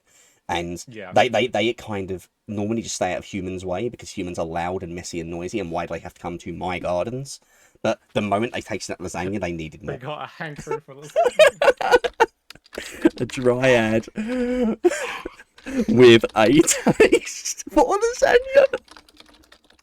The vibe of this compared to the vampire stream you did with Overbold. We're definitely doing this again, like 100%. Like I have to get you on the vampire one as well at some point, see how different it feels.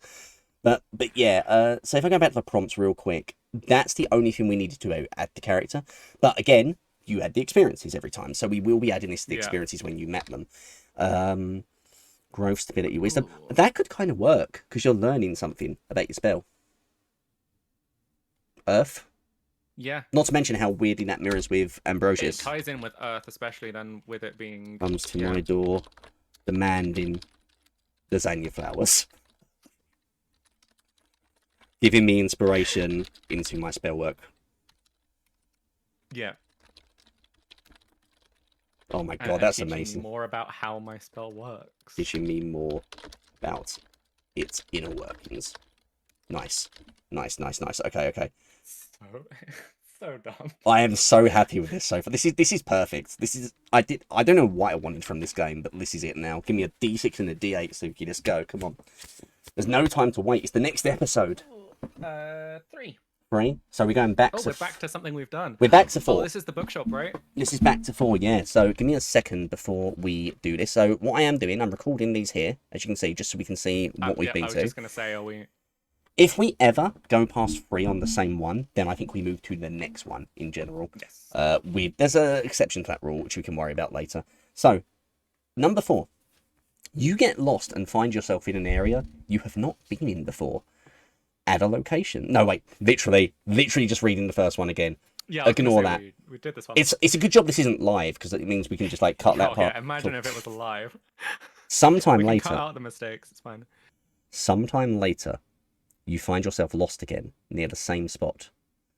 How do you react when you realize something is drawing you to that area? Mark the location. What do you think is drawing you, and why do you leave before finding out? Oh. So we are marking the bookshop. Something is drawing you to the bookshop. You realize that you've got lost near the bookshop, but what's drawing you there, and why do you leave before you find out what it is? Leave. So we don't need to add anything this time. So we just need to get I the memory. know what's drawing me there, but I leave before I found out what you it is. think you know what's drawing you there. Oh, right. Okay, so I'm... Dodo's just a spell book. Some kind of knowledge. Part of the interesting part here, right, is we know that the character knows more about you than they're letting on. So it could be something to do with Lem as well. I'm just looking at our options right now, and I feel like the mystery is still strong with the dark magic. Dark magic. I think it's going to be hard for this not to be dark, because there's no confrontation happening here. Yeah, I'm thinking that I suspect there is some sort of dark magic. Although dark magic is a thing that isn't necessarily evil. Yeah. Evil magic. I find myself drawn to about home again. Yeah. Yeah, we'll say evil magic rather than dark magic. Again, by some evil whore. And I'm in no rush to find out why I keep ending up here, I'm which is why I in leave. no rush to find out what is doing this to me. So I leave to avoid danger. So it's just trying to be responsible, right? Yeah, just this But seems dangerous. mark it as something to be careful of. That kind of thing, right? Yeah, it's Like, quite a tame one. Since I'm already getting a weird vibe from this place, Yeah. I'm gonna be cautious. Time to learn how to make things taste like burnt lasagna. Very dark Oh evil. no! Oh my god, can you imagine if the next prompt is like turn one of your powers evil? So, no, evil lasagna. Okay, give me a D6 and a D8, Suki. Do we do anything since there's 3 things there? No, number 4 is the magic number. Cool. 4 is the magic number. I 4, think okay. 4, yeah. Binks would Was it perish. 3 in vampire? Is that where I'm getting 3 from? It was 5 in vampire, but okay. it's also free unlike all the things you start with, so that's probably where you're getting free from. Oh, okay.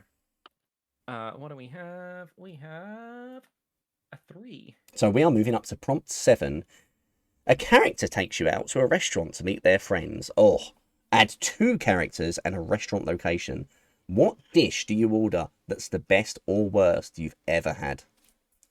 So this is a pretty tame one. This is pretty tame. You're just getting to meet some cool new people. So we want to think about what you do with these people. So making 2 people and the dish, right? Are we making the location as We're well? making the location yeah, too. So let's start with making the restaurant, right? So we need a pun name for a restaurant that you go to. I mean, it's got to be an Italian restaurant, right? Where else are they going to serve lasagna?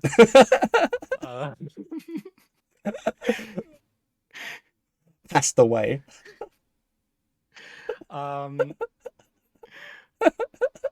What is a pun Italian restaurant? Right, passed away. Passed away, yes. It's such a dark name for a restaurant, but it's the same as like the Deja Brew. The proprietor has no idea. They just think it's like, oh, passed away. Like, you know, like when you say, like, you know, olden way, you know? Yeah, it's just the passed away, you know? Restaurants. Okay, cool. That's passed away. And 2 characters. So who takes you out to meet them? I suppose that's another question. Because it's not going to be Ambrosius. No. Because, you know, she's not taking you to a restaurant. It's possibly Timothy, but I feel like you've got a weird situation with Timothy right now. A character takes you out to meet 2 new characters. Oh, so someone's taking. It can't be Binks. It can't be Ambrosius, because those 2 just don't really make sense. Timothy technically could work, but it would also be a little strange because you know there's something weird about him. We've met once. Joan or Hawthorne would be the correct ones, and I feel like Hawthorne's probably not the type. It feels like a Joan thing, right? I'm thinking it's a Joan thing. Yeah. So if Joan's taking you out, oh no, I've just realised something. The town gossip. There's a witch living in their house. Okay, they're taking out. Oh, they're like, they're showing me off to their friends. Maybe they're not so nice. But also, they're going out there like, oh, I know this wonderful girl you should meet, Kit. They're taking me to an Italian restaurant to try and set you up. Oh, it's a double date. Yeah. Oh, they're trying to set me up on a date. You have no idea, but you're accidentally a wingman. They know what all Joan knows about me is that I'm a witch and that I like lasagna, so they're taking me to an Italian restaurant to go on a date. They're going on a date, and like, okay, so I envision Joan as being like an older woman, right? Like 50s, Joan 60s. To me is in her. And she takes you along to be almost like the distract, like the other person's kid who they're bringing along. Right, like wingman in it situation. So like, oh, you're gonna love this witch living in my house. It's like, and it's like the most awkward dinner you ever had, because very clearly they're expecting you today. Yeah. Oh yeah, it's one of those. She's trying to set you up. So we want like the person she's dating and the person she's trying to get you to date. Right. So let's start with the person she's dating. Who's Joan dating? I feel like Joan is going to be dating. He needs like a very sort of like over the top name, right? Yeah. Like a rich guy name, like Baxter. Yeah, she's that type. So it's gonna be a Baxter. Yeah. Baxter. an older. Hobblesworth. That's the Hobblesworth. I don't know why, but that is. Hobblesworth, an older gentleman with lots of money. Joan is dating. Yeah. It sounds right to me. And then we've got like the younger Hobblesworth. Winifred, says Dodo. So I want them to be just like, so you would expect them to be awful, right? Or like the like typical rich kid kind of thing. Yeah. But Um maybe they're not. Maybe they're like I think they're not. I think they're actually um very friendly and Camilla. Because they would Camilla also have Lorenzi. they would also Isn't have a that name. an actual person? Is it? I know that name feels To familiar. Google. Am I going to regret this? I mean that is an actual person, but Yeah, but I don't think it's not. anyone we know. Yeah. I will say I do like the idea of the name being like Ada, Winifred, Irene, now Camilla, something that's very posh because that's what the dad would name them. I think Camilla. Yeah. Camilla. Uh, It's the one that's like the most I'm gonna say a friend. still could be a young person. A friend I made at the date. Because here's the thing, this doesn't. Obviously, you guys could 100% just chill out and be friends after this point. She's someone you know in your life. Like, this doesn't have to be like you're actually going to date. Yeah. But maybe this is probably not a romantic thing. But maybe this also becomes like the will they won't they over seasons. You know, like every one of those shows has. Let's throw it in the memories regardless for the date. Syphilis. Yeah. Oh, are you thinking of like the post where it's like, oh yeah, no, these the names for these diseases would be like really good names if they didn't have that I remember connotation. Okay, so not going to go in dark, most likely. No power for you yet. Innocence, discovery, empathy, curiosity, openness, intuition. I could see that. Growth, stability, wisdom, compassion, expression, generosity, passion, motivation, confrontation. There's a couple I could see this fitting in, but what do you think?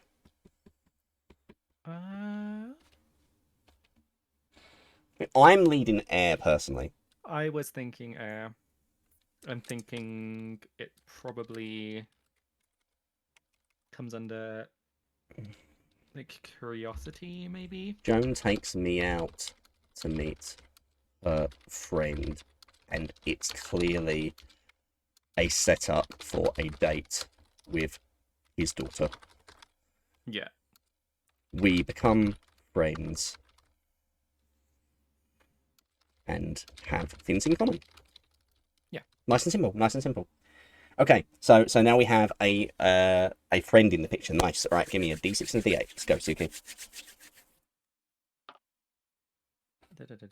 Oh, maths. Maths is the worst. 5. 5. So we're moving forward 5. So this is a big one. We're moving all the way up to 12. You tag along with a character on a grocery shopping trip. Nice normal activity. What do they buy that perplexes you? And what do you purchase for yourself? Add a resource. Ooh. So this is interesting. You're getting a resource out of this. And also, let me just quickly change that to 7 and 12 so I don't forget to do it because I forgot last time. So, again, let's set the scene. Who are we shopping with? I actually love the idea of this being with your new friend. That's what I was thinking. I was thinking we're going shopping. It's grocery shopping, right? Yeah, grocery shopping. They're a rich family. They're going to be buying some weird stuff. Yeah, 100%. Like seasonings and things that you've never heard of. Yeah. Like she's aware that she's very privileged, but she's not always aware of how privileged, if that makes sense. But but it's kind of like good-natured jokes between the two of you.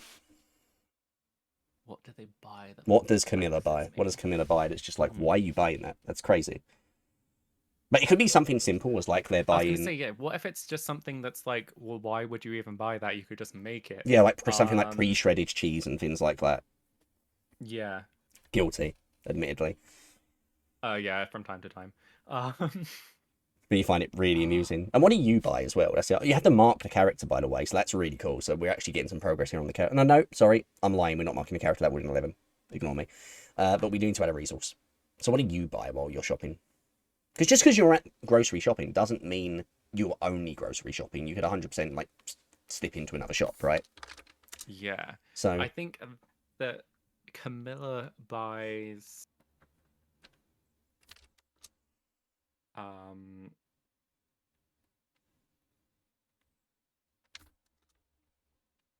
oh, what would be weird? what would be weird to buy for grocery shopping for like a rich family? I'm trying to think of something that would be I think I do want to go the route of why are you buying that instead of just Yeah, because you cook like and they making don't, it right? um or whatever route, but what would be strange to buy? A wooden Wooden spoon. spoon? I can see the Mm, use of that though. yeah, like that makes sense. I don't think I'd be perplexed by that as someone who bakes. Um, It's like we're kind of like looking at the wealth difference, the disparity between the two of you here is like the big difference that would be perplexing, right? yeah. So what would rich people buy? I don't know because I've never once met a rich person. I've heard about them in stories. An Iron Man suit, maybe? Yeah, like they buy that all the time, I'm pretty Yeah. sure. Like why don't you just make it? Truffle dipped mushrooms. Mushrooms dipped in mushrooms is fine with me. Mushrooms dipped in mushrooms. Um, ooh.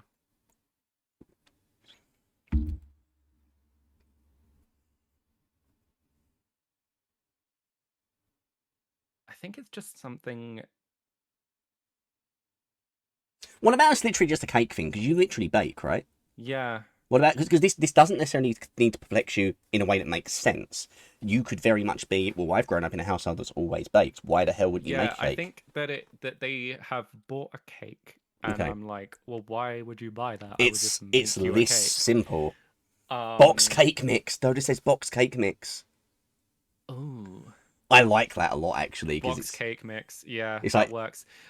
Because it's like, espe- well, what are you es- doing? especially if the rich girl is like doing it as like, hey, look, I'm like you, I can bake. Look, Yeah, but doesn't have all that self awareness, you know.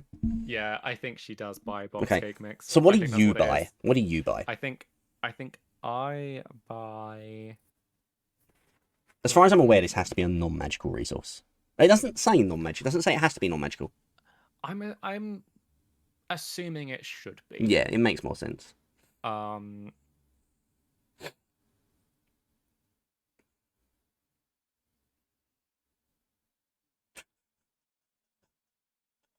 All I have in my head now is wooden spoon. I just need to go and look at something while you're doing that. I need to work something out about how the rules work because I've just looked at the next prompt and realised, wait, how do I even deal with that if it comes up? Oh god. When do we add powers? I need to check that out because we're going to need to add more powers soon. Uh, That's like the I part I think need it's to a double prompt check. thing. I think it is mostly converting traits to powers. If I need to mark a power and I don't have one, I can make one. I know No, that so it's much, not 'cause I quite. So it's saw not that a quite. minute ago. So I'm just going to read this just so we have it, okay? There are several ways you can add a power. One, a prompt instructs you to add a power, but that's not the only way. Two, convert one full memory into a new power. Yeah. 3, convert 2 marked skills into a new power. So like technically we can do this at any time if we have the stuff for it. 4, strike a magical resource to convert an unmarked or marked power into an unmarked enhanced power. We'll worry about whatever that is in a second. Or 3 traits of different types, character location, etc. into a new power. So I'm just looking right now. We technically are at the point where we can make you a power if we wanted to, Yeah. because we have 3 separate things that are marked. We have the marked power. No, we don't, because that's literally a power. We have the marked... What have we marked so far? Have we only marked the power? Is the only thing we've marked so far. Oh, we're about to mark his character, right? No, I don't think so, are we? Hold on. Oh, the bookshop. The Is the other bookshop thing is we marked. The bookshop is I marked, don't you're right. think we marked the character here, I think. I'm No, pretty no. sure you So said yeah, so that's how we do it. There's several ways. There's several ways.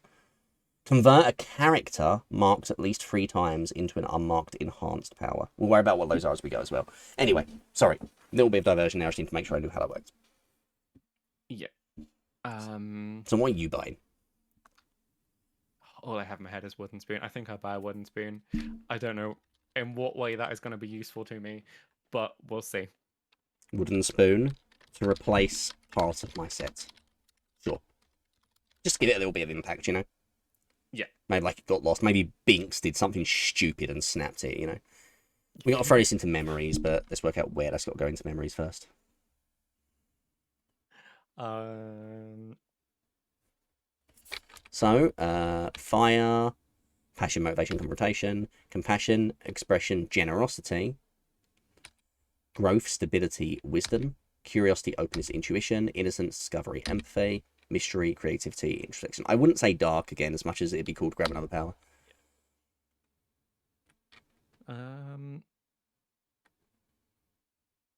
I mean, if I am saying like, oh, why would you buy a cake when I could just make one for you? Then it could be water. Yeah, that's true. It's still compassion and generosity. I go shopping with Camilla and am perplexed as late by box cake mix.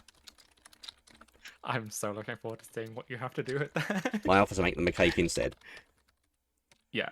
I buy myself a new wooden spoon after Binks lost mine in just a nondescript way.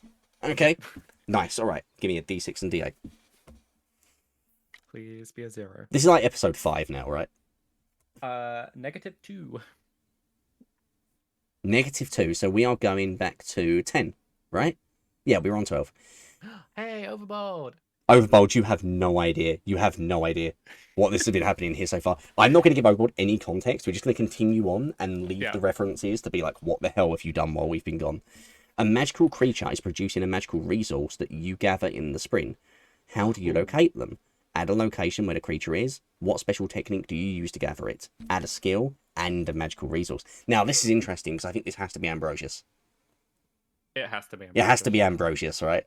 So, let's go from the top here. First things first, lift off the prompts. That's 10. Don't ask, Overbold. A magical creature, Ambrosius, is producing a magical resource that you gather in spring. So what resource are you gathering, I guess, from the Botanical Gardens? It says, no, it says at a location where the creature is, so I guess maybe she's not just from the gardens. I guess she goes elsewhere too. Yeah. Because it doesn't say to add a new character. I mean, where else do dryads hang out? I would also like to point out real quick. Technically, this doesn't have to be Ambrosius. This could just be a magical creature. Technically doesn't. This could be a magical creature that's just a nondescript one that is not a character. This could just be a magical creature that's like in the area that you're aware of. But Ambrosius would be interesting. What was it that I'm collecting a resource from a magical creature? Yeah, you're collecting a magical resource that the magical creature produces in some way. How do you locate them? Add a location where the creature is. What technique do you use to gather it? Add a skill and a magical resource that you have access to now. So, because Ambrosius just turned up at my door. Ambrosius turned up at your door, yeah. We kind of know they've at least visited the Botanical Gardens. I have gone looking for them. Because of something that dryads produce. So they have to be in a nearby forest. So I think we're adding a forest. Yeah, maybe like outside the city limits. Or a woods. We'll go a woods rather than a forest. Yeah, there's a woods outside the city limits. Yeah. So let's throw that down. Which is not Petalburg Woods. That's from Pokemon. What's a good creepy name for the woods, guys? Good creepy name for some woods. Let's start with that. Fruit. Oh wait, did that? Oh yeah, fruit would make sense for us as well because yeah, that would then tie into baking. Yeah, especially if it tastes like lasagna.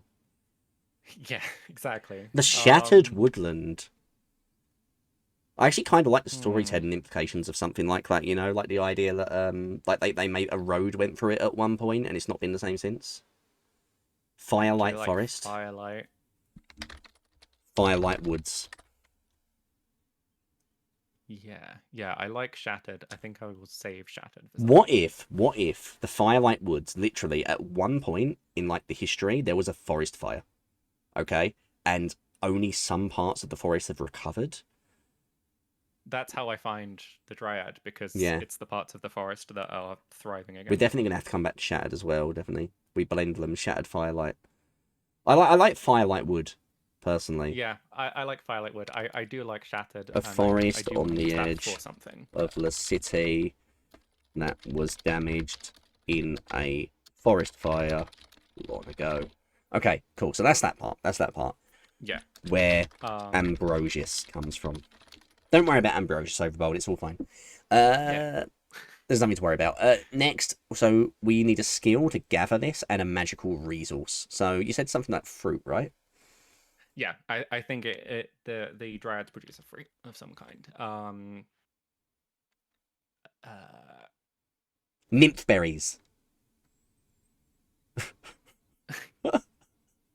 yeah, nymph berries. I hate it. As soon as I said it, I hated it. Yeah, I'm trying to think if I have anything that isn't nymph berries. Literally anything at all. Wilder root. Trying to think of like plant names that we could like consider a fruit, you know? Fantasy fruit names, because it doesn't have to have like the reference to the Fae in particular. Fantasy fruit names. So should I really be taking fruit from the Fae? That's one thing, but you know. Well, you have to imagine that since we already know Ambrosius, maybe they teach you to gather it. Maybe it's like a commission sort of thing as well. Because you're also fulfilling their need of lasagna at this point. Yeah, exactly. So it's like a trade deal, you know? You've got a trade deal. The negotiations. The negotiator. We're starting the trade federation. I offer you lasagna. You offer me nymph berries. I can't quit nymph berries. Can't quit nymph berries. Not nymph berries. Fantasy fruit name. Fantasy fruit name. All this for a loaf of bread. I've got the name Wilder in my head for some reason. Like Wilder, you know? As like a prefix to something. Dryad pomegranates, says Overbold. Damn it, Overbold. I love... what has just popped up for me is hairless courgette. The hairless courgette. Which, I'm good. Okay. Here's a that thought. may be worse than nymph berries. I actually have a thought here. Right? It's not hairy pomegranates. That's not going to happen. Dryads can often be depicted not just like as nymphs, as in like, you know, oh, I'm going to try and tempt a mortal. They can also be depicted very much more wooden with bark and things like that. So maybe the fruit they produce almost looks like tree bark or something, which is like why it's a magical resource. I'm imagining like a proper like fruit tree kind of. Yeah. So what I'm thinking is like whatever the fruit is, maybe it literally looks like shedded bits of like tree bark, and we can call it something bark or bark something.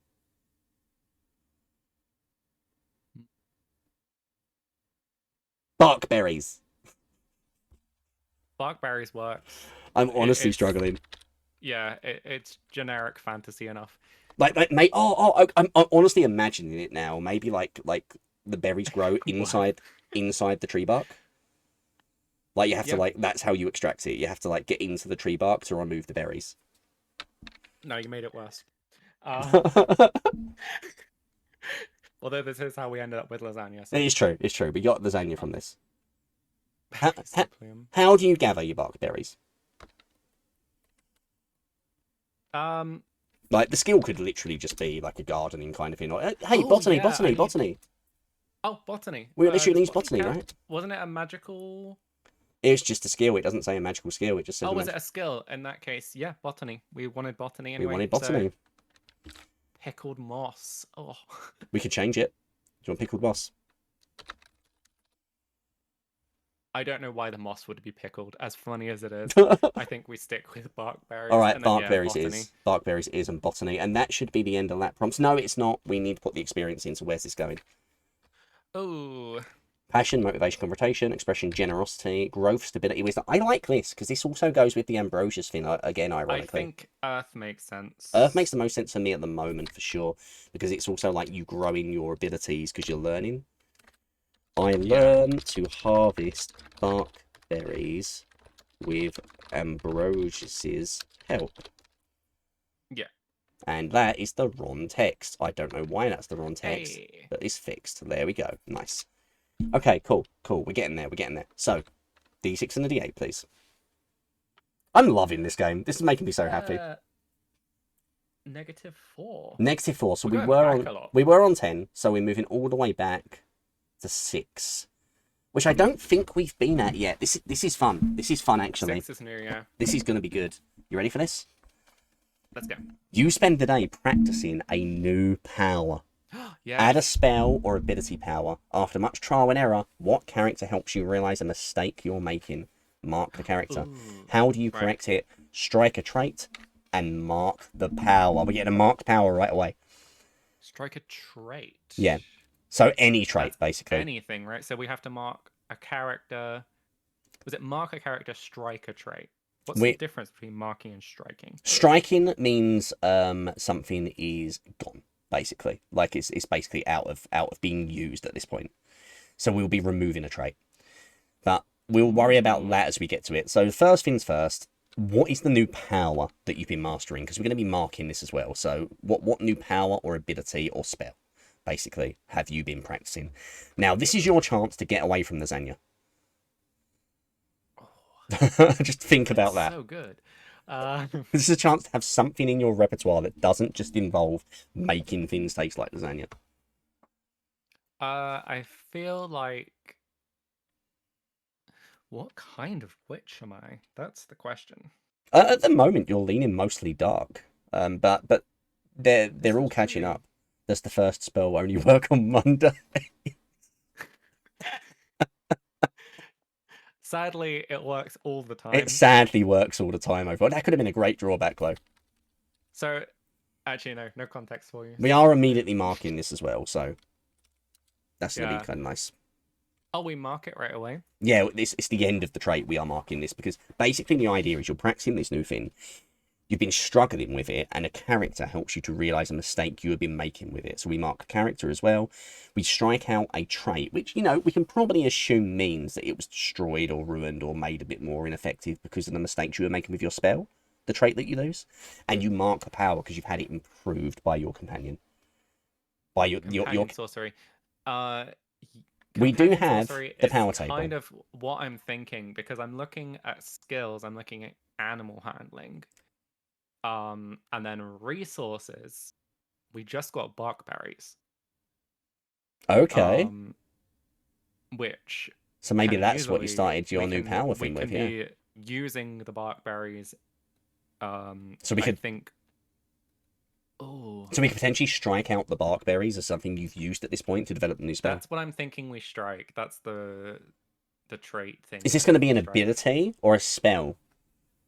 I think it's a spell. So, like, we would just assume from that point that you're using whatever bark berries you have as your, like, incantation, your like, yeah, I think components. That is the resource that I use. What's, like, a cool spell? Cool, like, nature-y spell? I'm thinking,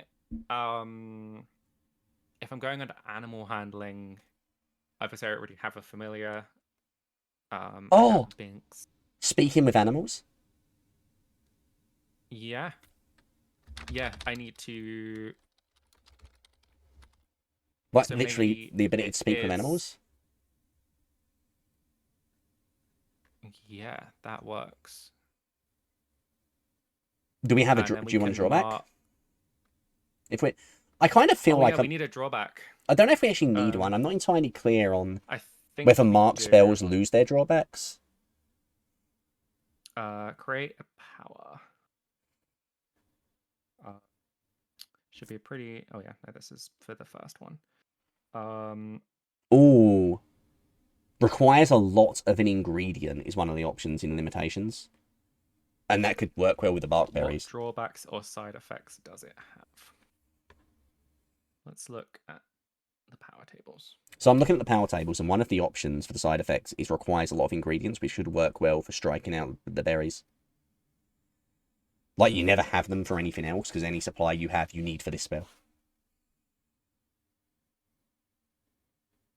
Then we need to harvest berries every time I want to... Oh, no, but by striking it out, like, it's still something you have. It just means we can't ever use it again in terms of, like, for your character, right? Like, your character, it's still something that exists in your character's narrative, but what we could potentially view that as is... You're still getting the berries, but you don't have them in a way you can ever use them as a resource again because they're all going on this spell. If that makes sense. Yeah. What would you say? What do you reckon? I am seeing causes hiccups, which makes me laugh. Um, yeah, I think it requires the berries. I think I need to consume the berries in order to do it, and then I think Ambrosius is the one Requires the bark that berries. it makes sense to me that they're the one who tells me what I'm doing wrong. Okay, so we'll Bark use berries let you Ambrosius. talk to animals. Yeah. That's perfect. We've already marked it. Let's go back to our theme and make sure we get through this in the correct order. Add a spell or ability power. After much trial and error, what character helps you realize what mistake you're making? Ambrosius. Mark the character we're marking Ambrosius. If it's Ambrosius you want to go for. Yeah, is what makes the most sense to me. Where is Ambrosius? She's here. Nope, that's locations. Characters. Ambrosius. So we now have one marked character, one marked location. So we technically have the pieces we need to potentially add more powers if you want to at any time too. Then need to strike the berries as well. Yeah, we'll strike out the berries. For the berries, striking out, what we'll do is we'll actually just go ahead and do the whole strike out option that I know does exist. Is there like a command quick key for that? There is, but I don't know what it is. I'm an old man. What's the strike out quick key, guys? How does one strike something out? How do I put a line through these? Because then, like, we can still see it for later if we need it.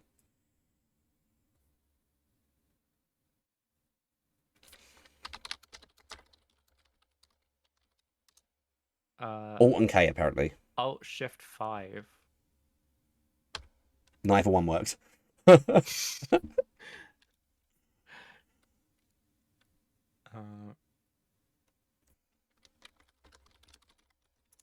Yeah, it should be Alt Shift 5. I'll just do struck out for now and we'll put it down here. I can even like make it red too to make it very clear that that's gone. It worked. What? Wait, how'd that happen? I did it. Alt Shift 5 was that? Yeah. That didn't work for me. 5 on the top, not on the numpad. Oh, I tried on the... Okay, you know what? I just have to assume you you're... might need to have numlock on or whatever. No, I'm just going to assume you're actually a witch. Get a pen. I mean, I do have. Just draw on my screen overbold? Is that what you're suggesting? Actually just draw in slides? Probably, but I don't know. Before we go any further, that is everything we needed to do.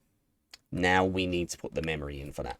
So, innocence, discovery, empathy in light, mystery, creativity, introspection in dark, curiosity, openness, intuition in air, growth, stability, wisdom. You know what? Again, I think it's another earth one.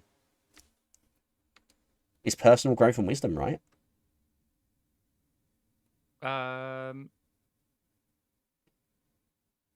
Yeah, it's the most appropriate. I learn to speak with animals thanks to Ambrosius's help. So, we have a completed memory, which means we can at any time convert this to a power. And when we get another Earth memory, we are going to have to. So I think the best thing to do would be to get this converted to another power. Yeah. So, because if we don't do that and then we get another Earth memory, we're then going to have to do it and it's going to add another element to it. So, yeah, you can add a power. You can add a power. A new power or enhance one that we already have. I'm just taking a look.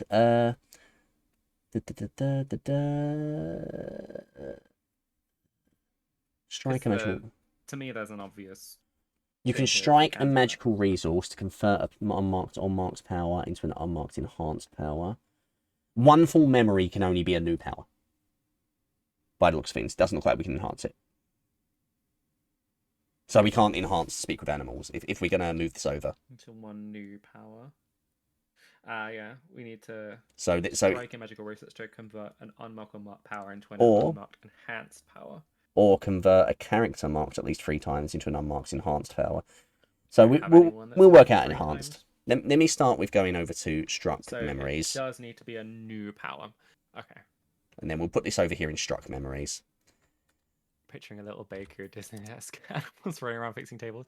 I was trying desperately not to make it a little bakery because all I had in my head was Kiki's delivery service. We're going to need a lot of extra space for this, but we can make more pages. So we'll go ahead and put the first struck memory here. No, they're going to move to Earth, and we're going to delete everything in Earth because we no longer need it. We have it in struck memories. What do you want your power to be that you've got from your... Okay, so if we like base it in some way on the memory here, right? Yeah, this is what I'm thinking. Developed a love of food with a spell focused, and your spell about lasagna focused around that. Yeah. Ambrosius came to your door demanding lasagna flowers, giving me inspiration into my spell work and teaching me more about its inner workings. You learned highly spark berries with their help, and then they learned to help you'd speak with animals. So something related to botany, the forest, or your cooking and spell work recipes is what I would say. Yeah. New power. You thought of something. That's what that no means. You thought of something, didn't you? Yeah. What did you think of? Remember, there's no bad ideas. What can powers be again? Abilities, which is a thing you can do. Recipes.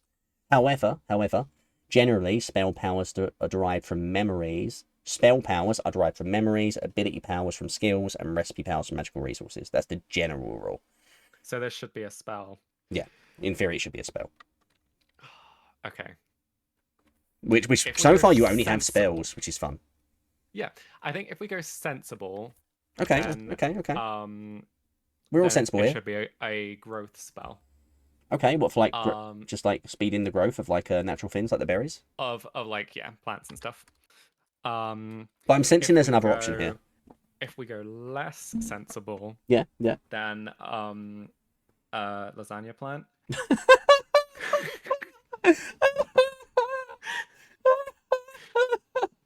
Lasagna farm. You learn to grow lasagna. Yeah. I kind of love it. I'm not gonna lie. That was what immediately popped into my head when I'm like, okay, what ties botany and the pizza spell? I'm not gonna lie, I kind of love it. I kind of love that you like convert a tree into the forest. You can convert trees into lasagna trees. Yeah, I can. It's just a spell that grows lasagna plants. We have gone from making food taste like lasagna to just growing. Spell that grows lasagna plants. The drawback would be that like they take some time to grow, right? Let's roll for a drawback because we haven't done that yet. You need to get a cat. Okay, give me a roll. How do I roll this table? Oh my god! Oh, give me a second. 6 and an 8. Okay. I'm cackling. Oh, come back. Where are you going, D8? Right. So it is a 6 on the D6 and a 5 on the D8. Oh, it's very flashy and draws attention. Oh no! The lasagna tray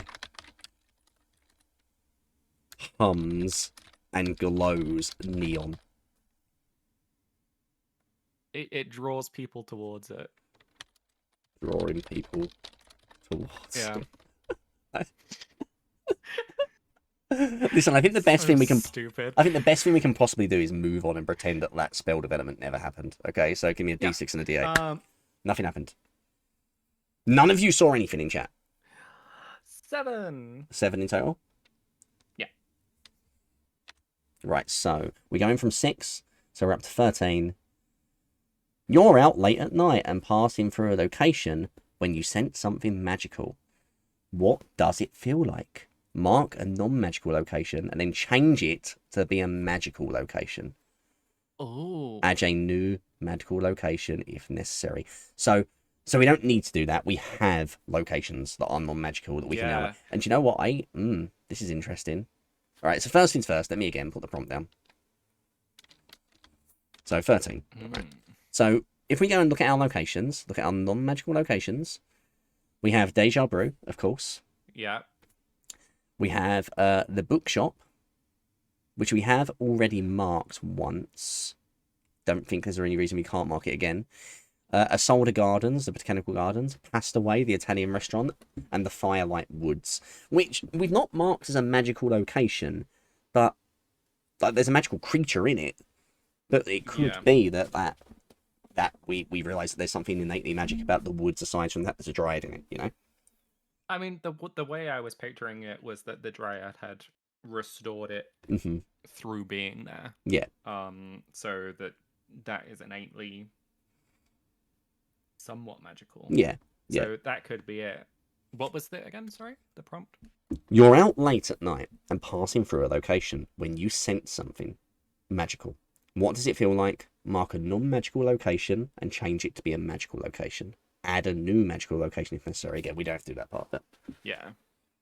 The question is, why would I be in the woods late at night? I mean, probably just like practicing your spell work and stuff, right? Like, This is true. so you're out there in the woods practicing your spell work and you sense something that's just like a little bit off that you've never noticed about the woods before. What does it feel like? I think. Oh. It's it's late at night, right? Yeah, yeah. It's still warm. Oh, it's still warm even late at night. Yeah. It stays warm even late at night. I like that. Yeah, like it's something weird and subtle, but it's weird. Okay, so that was a nice simple one. So now we just need to work out where the memory goes for that. We don't have anything in Earth I'm right having now. to look at the table every time for the memories. So, curiosity, openness, intuition, like you're trying to discover something maybe. Innocence, discovery, empathy, and light. I think it's under light Yeah. for exploration. I realise there is an innate magic around the firelight woods. Oh, I do like bioluminescence. Warmth, even at night. And bioluminescence. There we go. How's that? And bioluminescence. Yeah. Okay, cool. Give me a D6 and a D8. Let's move on. I think I marked down that we had that prompt, didn't I? I think so. That was 13. Yeah. 3. So we're going forward 3 to 16.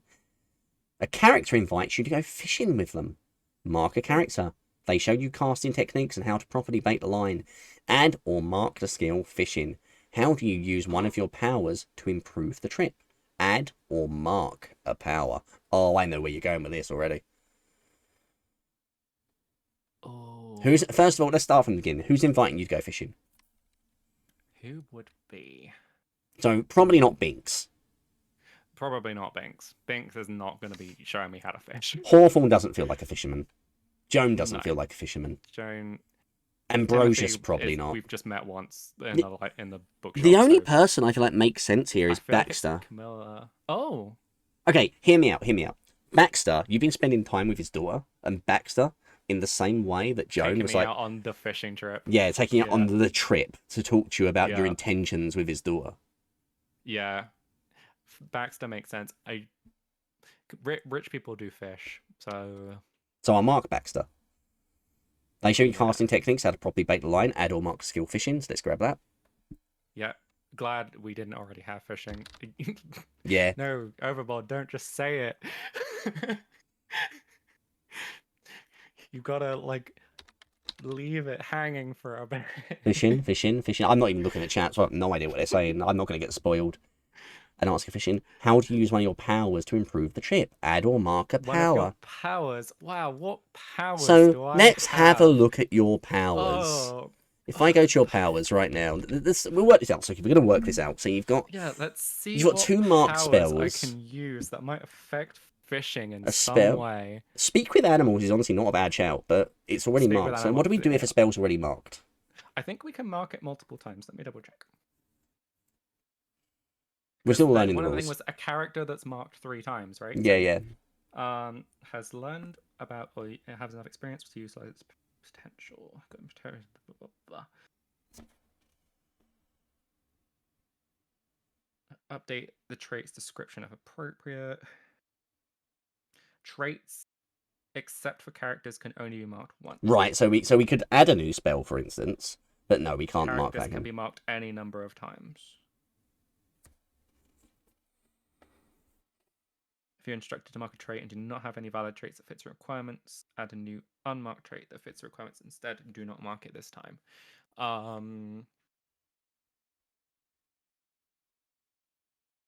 We can also start adding spell book entries pretty soon. Yeah, I don't think lasagna plant spell. So I think we makes have to add a sense new here. spell here. I think we have to add a new spell. Do you know what? It's great that we started out like no powers and like you're really coming into your own here. We're getting a lot all of a sudden. Yeah, like we've gone from just turning food into lasagna to What I would recommend, let's make this one not a spell, right? So just diversify it a bit. I would say an yeah, ability of some sort. yeah. Something non-lasagna based as well. Something non-lasagna Um, based. I know that's crazy, I, but as much as I love the lasagna stuff, magical I feats of which can think do, such as flying. it's how I enhance the trip, right? Yeah, yeah, yeah. Um, Overbold's making a sad eyes. so an innate ability. Maybe I can.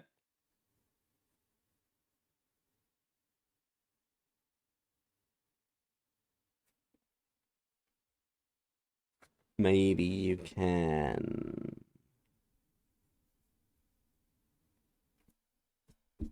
Cool magic powers. Cool magic witchy powers.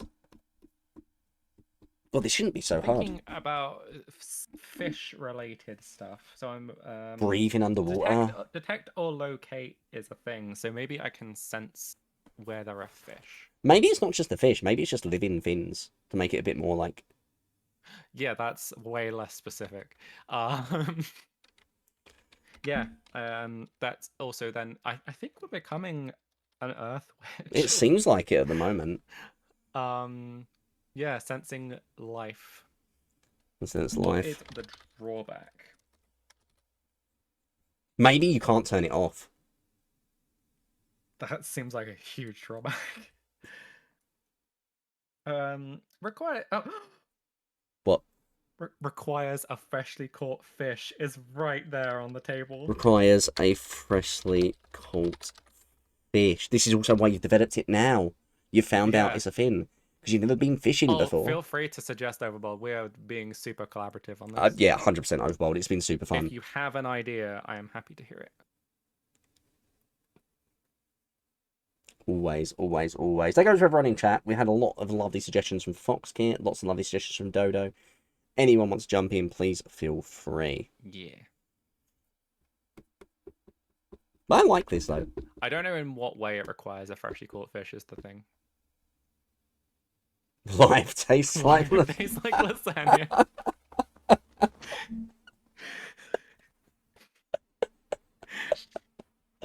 Amazing. Oh, we're never getting away from the lasagna, are we?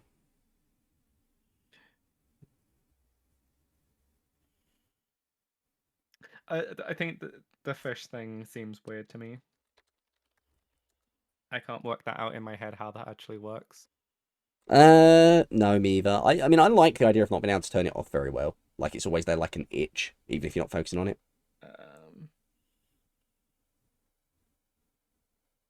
Oh, requires a familiar's help works. Oh! Can sense life around them, but requires Binks to assist. Yeah, maybe or channel. Binks is warming up to me a little bit at this point. Can I do that? Can I just change stuff that the prompt doesn't? Why not? Why not? There's really no reason. Like, we haven't decided. Like, we were the ones who decided that Binks might not entirely like you, so yeah, could make sense like, now. Binks is enjoying the fishing trip, and then yeah, that's how you kind of like figure it out. Because I've Absolutely. given him food that doesn't just taste like lasagna. Requires a strong bond nearby, says Overbold. Doesn't necessarily need to be Binks, but I like the idea of being Binks because I like the I like the idea of it. The character Binks, yeah. drive as well. Yeah. Okay, well we've done that, so let's add the memory that goes with it. And just so you know, we're 9:30. So we've probably got about half hour more of this in us before we have to like start wrapping up for the night. But we will be coming back for more. Compassion, expression, generosity, growth, stability, wisdom, curiosity, openness, intuition, empathy is in light. And if we aren't talking and warming up to Binks as part of this memory, I would say light. Personally. Yeah, I think light. Yeah, discovery, empathy, it fits in there. My growing connection with Binks helped me discover another ability during a fishing trip. Yeah. Fishing trip with Baxter. Nice. Okay. Give me. Yeah. You know what I want. Come on, you know what I Yeah. want. Oh yeah, Overboard, since you are loving this, by the way, this does have as well a multiplayer We mode. definitely will be exploring that in the future for sure. But we'll probably have a Ooh, few wow, we're streams moving of. forward a lot. We're probably going to have a few streams of listening us first, like finishing this off. So, Yes. on a walk with a friendly character, you chance upon an extremely creepy and extremely rare ingredient used in rare potions.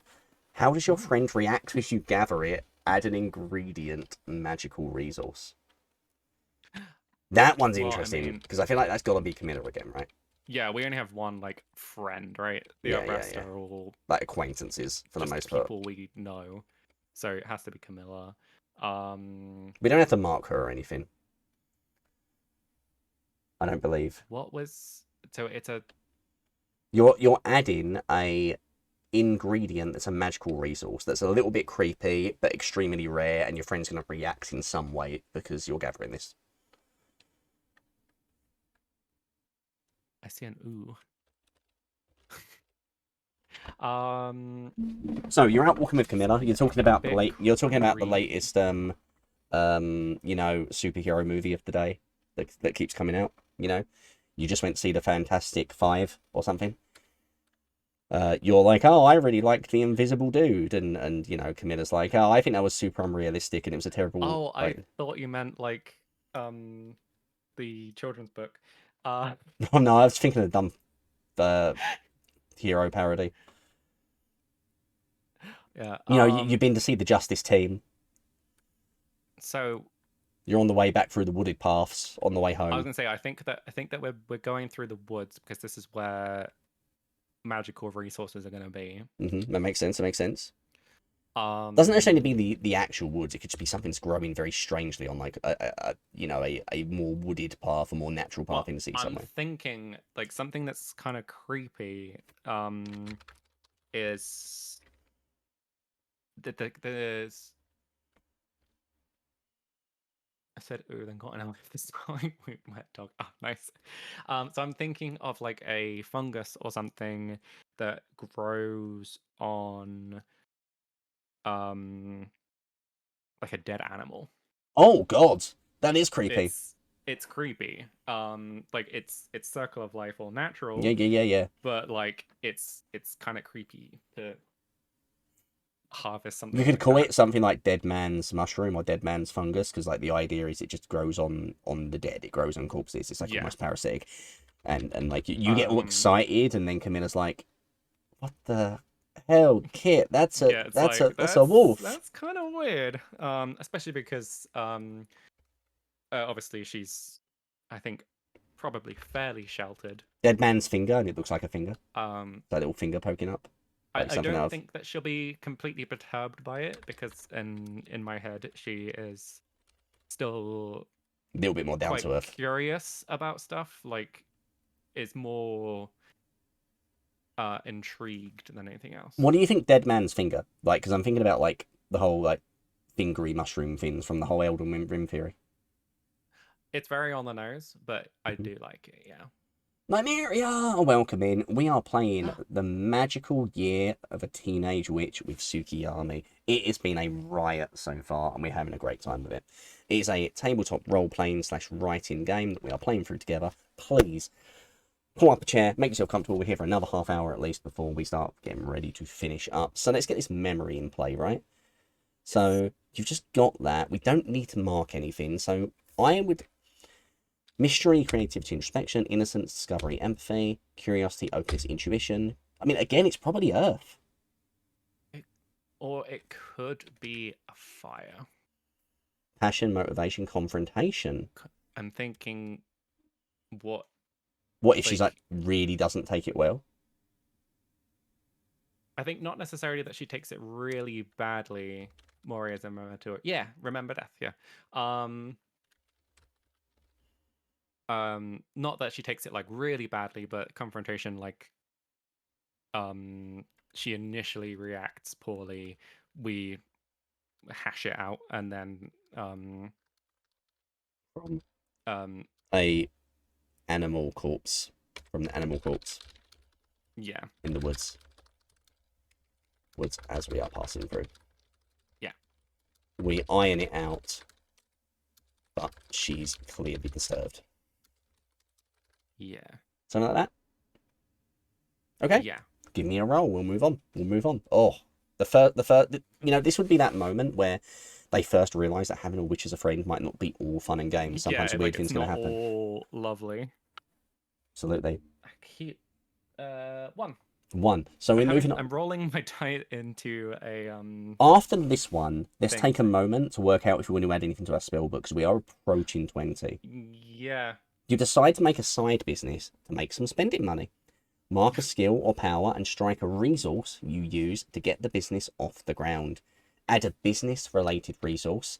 Unlock the bonus prompt set, the side business. Yes. Okay, this is big, because we have another prompt sheet now. Let's start with this. You decide to start a side business to make some spending money. Mark a skill or power and strike a resource that you use to get the business off the ground. So, let's start with what the business is going to be. We can work out what makes sense. Nothing in powers makes sense to me as a business.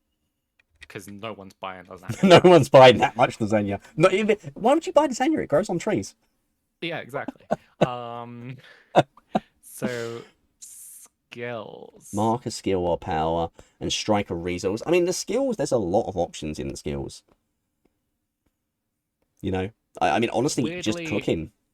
I think despite the cooking, lasagna academy. You could call it the Garfield, Oh no. where every day is Monday. Oh. I'm drawn to botany. Okay, that works. That works. Like, despite the fact that we are already, I think because we're already doing baking at the coffee shop. Oh, I have a suggestion here. If you want to use botany, and we mark that as being the thing that's like starting your business off, right? And then we're going to add a business-related we need resource. a resource. We have to strike a resource to get that business off the ground. What if it's just your spending allowance? Like, you actually spend the money to get it set up? That is what makes the most sense to me. Just money. Because nothing else here really makes sense to me. It's something to use up. Yeah. So I'll go ahead and strike this one. Let's see if I can do this strike this time. It's like, I totally know what I'm doing, look. Come on. Oh, shift 5. Oh, shift 5. Oh, I'm dumb. I wasn't doing shift. But Nice. you're doing control. Nice. Okay. I Yeah. got it. So we're striking that out, and now we add a business resource, I believe. Yeah. So maybe like a little farm over Bold Stairs. Maybe like a greenhouse or something. I'm thinking like a little like flower shop or something. Oh, that's adorable. Oh You yeah, just thought of because something. then because I'm thinking like obviously for normal non-magical people we can sell just normal plants, but then we can also start cultivating some more magical plants as It's well. nice herbalist, so I'll put. Yeah. I like this. I like flowers that taste like lasagna for other plants. You're already in that line of business. I mean, yeah, like we can already do that. We can already, yeah. That's that. Your mum is sus. Welcome in. I hope you are doing Have wonderful. like these to help. Yeah. Right. We've got the animal handling. We can I talk think to animals, right? I think that's everything. We have unlocked the bonus prompts at the side business. We will just remember that that's there for the moment. Because that's if I roll both even or both odd, we can choose to do that instead. I believe so, yes. But also there Yeah. will be times when it might ask us to use a bonus prompt. So we'll worry about that as it comes. Yeah. Before we move on, For now, we probably want a spell, right? A spellbook entry. before we do that, let's get our memory in.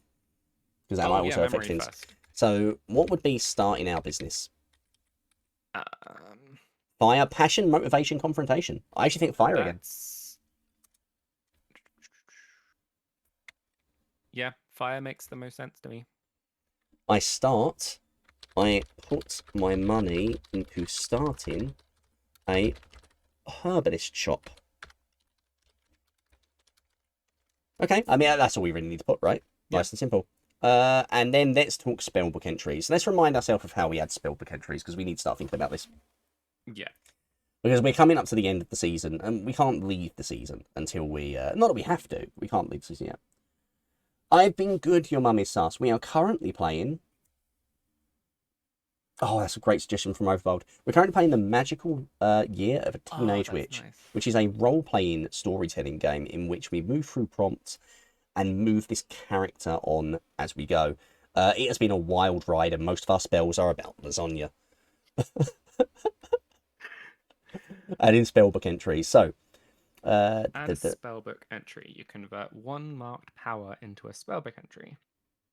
Yeah. Unlike other traits, you'll never be directly told to add or mark a spellbook entry. As So yeah, so we can just we have options here with your powers. There's ones we can absolutely just mark over, and be ready to move on to the next season if we want to. And actually, it'd be amazing if we did, because it'd be amazing to end the season tonight, wouldn't it? Choosing when to add a spellbook entries is important. You have two. Because you can right now move backwards. Yeah. You have two, so we don't need to add them both right now, but it definitely would make sense to start moving things over. You'll also want to consider whether or not a power is something that your witch would be interested in using throughout their lives. I think so. Speak with Animals would. Yeah, Speak with Animals is the one. Do you want to pop that in spellbook entry for now? Because I think that we're not. Yeah. We're probably not going to stick with lasagna for our life. Lasagna to... So let's move that spellbook entries for anything else. So spellbook entries, Sprin.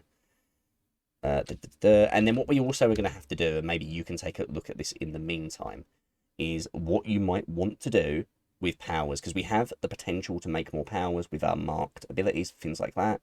So take a look, see if there's anything you want to do there. Entries are 2 short paragraphs long. Oh. Yeah, we don't need to go that big. Like, that's more for the journaling. So Speak with Animals, a spell that requires a component ingredient of bark berries. Oh, that's good. We can still then use that narratively, but... Blessed by... Yeah, it's not gone. This is more just like something... Because also, the way this works... I don't know if you've looked at the ending of this. The way the end of this works is that when we are through the year, we're going to revisit all these entries. We do like a... And talk about like little epilogue moments that have happened in your life later. Yeah, as a result of these spells. So that's kind of fun. So this is going to be like... This is locked in as part of our ending, basically. Blessed by spell work. There, we'll put it like that. That'll do. And then that'll be fine for now. It was like the loss of Agrippa all over again. F's in chat for Agrippa. If you remember Agrippa, it's a good man. Good man. Okay, so powers. Do we want to move any powers over? Let's see what we've got marked right now. The bookshop is marked. Ambrosius and Baxter are both marked. Nothing else is marked in resources. So yeah, we can't actually do anything yet. We don't have nearly enough stuff marked, I don't think. Yeah, so yeah, because to make another power, we already did the memory. 2 marked skills. We only got 1 marked skill. Strike a magical resource to convert an unmarked or marked power into an unmarked enhanced power. Your mum is sus says, yo, wait, the Centret talks. Meowth will be proud. Oh yeah, I read that and I didn't even clock, but yeah, Overboard's totally right. Thurret. The Thurret, yeah. You're not stupid, sus, because here's the thing, I genuinely don't know. I don't know Pokemon nearly well enough these days. Right family, at least. Centret evolves into Thurret. Nymeria, I am doing pretty good. It's oh god, I haven't told people what happened today. Is that okay, Suki? Yeah. I haven't told you what happened today, did I? I don't think so. I went for a blood test today. Now, I don't do very well with blood tests. And I always warn the nurses before they do it. Just so you're aware, there's a chance I'm going to get a little woozy. Okay? I have been known to pass out. Thankfully, I did not pass out today. But they did have to lay me down and refuse to let me leave that surgery for like 10 minutes. Because went so funny. I just cannot deal with anything like that. It's always so damn embarrassing. But then when I told Miss Fox about that, she says, it's not like the blood is supposed to come out of your body. It's reasonable that your body is like, holy crap, something's wrong. Oh, man. It's one of those weird... I've always been funny with blood and stuff. But I'm fine with it when it comes to, like, actually, like, I work with kids, right? So accidents happen, and I can take care of that. That's never a problem. But I don't like it when it's my blood. Ugh. Ugh. Yeah. Anyway, that's it. I feel a lot better now, but it was a very embarrassing morning. I came home and just slept it off. Yeah. Overboard, I didn't know that. Yeah, I don't think that we can do the enhanced power because there's no resource that makes sense to use. No problem. At least we know that's how Because it works. We know we are set. the dead man's finger was specifically said to be an alchemy ingredient. So An important detail here, by the way, is that we technically can convert one other into a spellbook entry, which is the lasagna spell.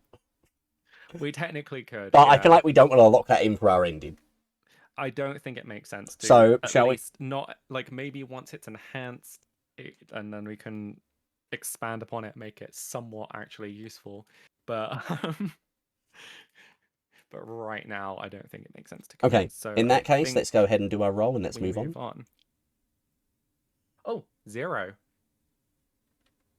Oh god, I would hate to watch my own gore. To be fair, your mum is sus. Sorry, that was a weird thing to say in that context, I imagine. With your business going well, you go on a shopping trip and buy yourself a reward. What is it? Do you bring anyone with you? You may take a magical or non-magical resource and mark a character. This is interesting. Who would I be likely to bring? I still think it's somewhere? just your friend Camilla. I think like it this would little be Camilla. friendship. I like this little friendship with Camilla. I think we go shopping with I Camilla. I know I don't know how you feel about this, but I'm still feeling kind of like a bit of a will they won't they here personally. I mean, yeah, like we're going down that I'm street. starting to get like you had your first little tiff when you started gathering mushrooms off a corpse, and they were like, "What the hell?" They were like, that's kind of weird." We mark the character. We mark the character. We're marking Camilla. Actually, it's nicer to have her marked as well because it'd be weird if one of your powers came as a result of Baxter instead. Yeah, like we do actually want to mark characters. There's no Yeah, downside to marking characters. So Camilla Hobblesworth. Resource. So this can be magical or not magical. You kind of like treating yourself. This is a reward, so we want it to be something a bit splurgy, something that like is a treat, you know. No. What? Actually. What were you gonna say? I was thinking, what if it's like some kind of book? I was thinking tome, but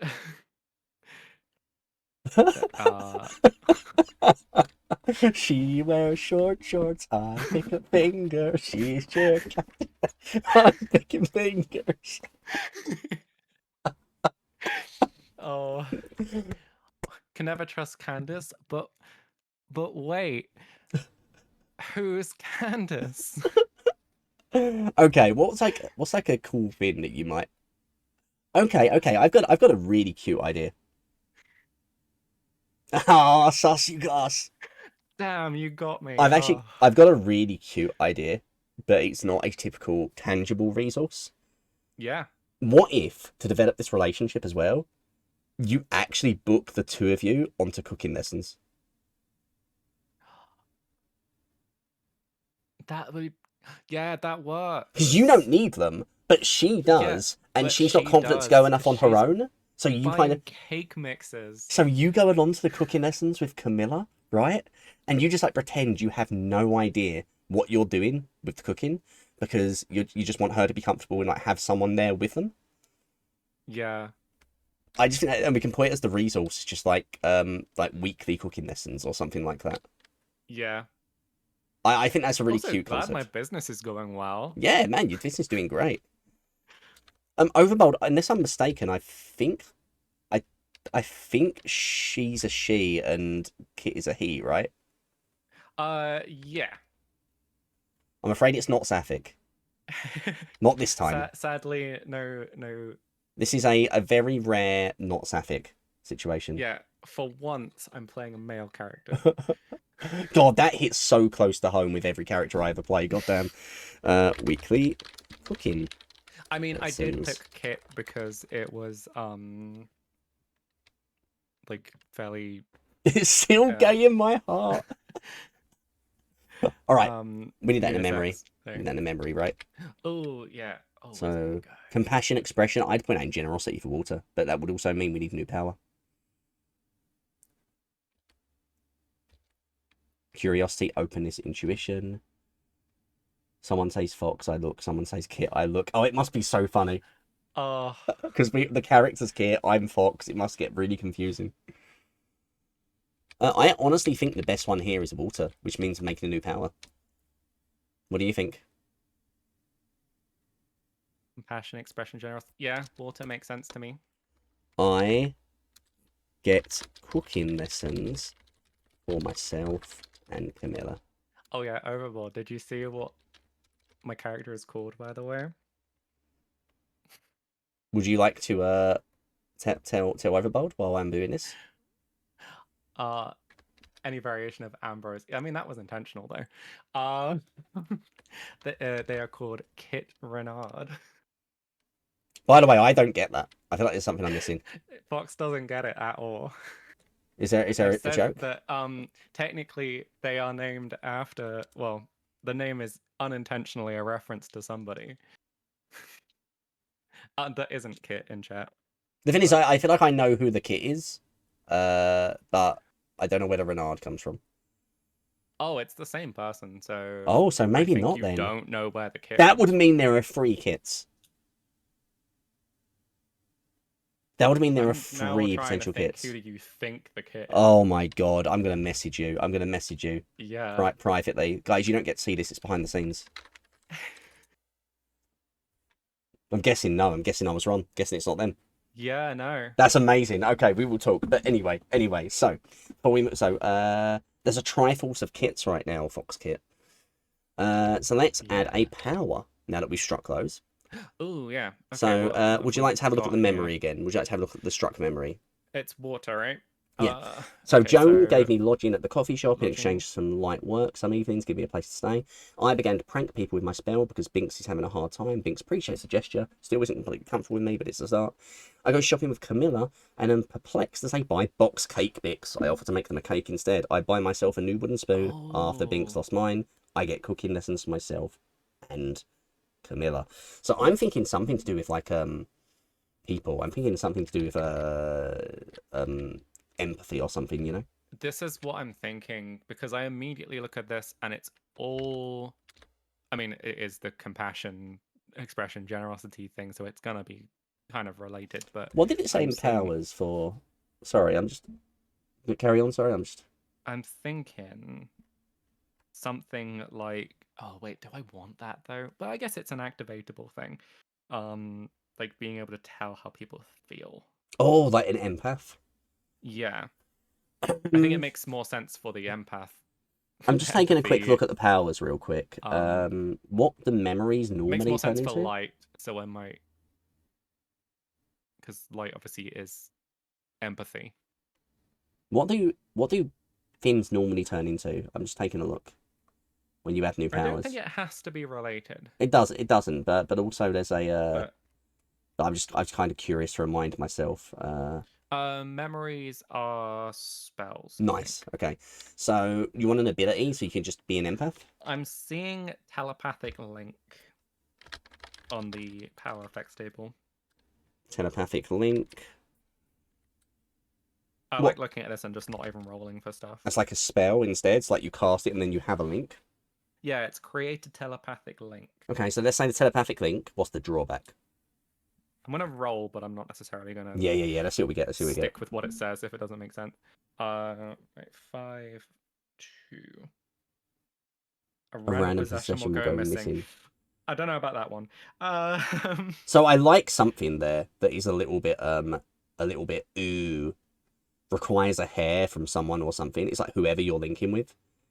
Oh, I like that. So then like Yeah. have requires a So hair I from the need I person. need some of their hair, so it's a little bit weird. But then like anyone that I'm realistically want to be telepathically linking with, it's not like But like, can you imagine being out with Camilla for the day and you're like, hey, listen, I'm just gonna go to the store. yeah, it's like hey, Can just I me. have one of your hairs? And she's like, that's no weirder than the first time you asked me. You know, Yeah. Like it's always gonna be a little bit, always gonna be a little bit. but anyone that I'm wanting to telepathy You them. can't It's tell not, them like, why you need it. crazy. That's the hard mode. All right, D68. A D68? Yeah, Damn. yeah. I know it's Uh, crazy. It'd be amazing if we could move on from the season, but I don't think we'll quite finish it. 1. So we're up to I 20. need to go get fingers. Give me that. We're up to 20.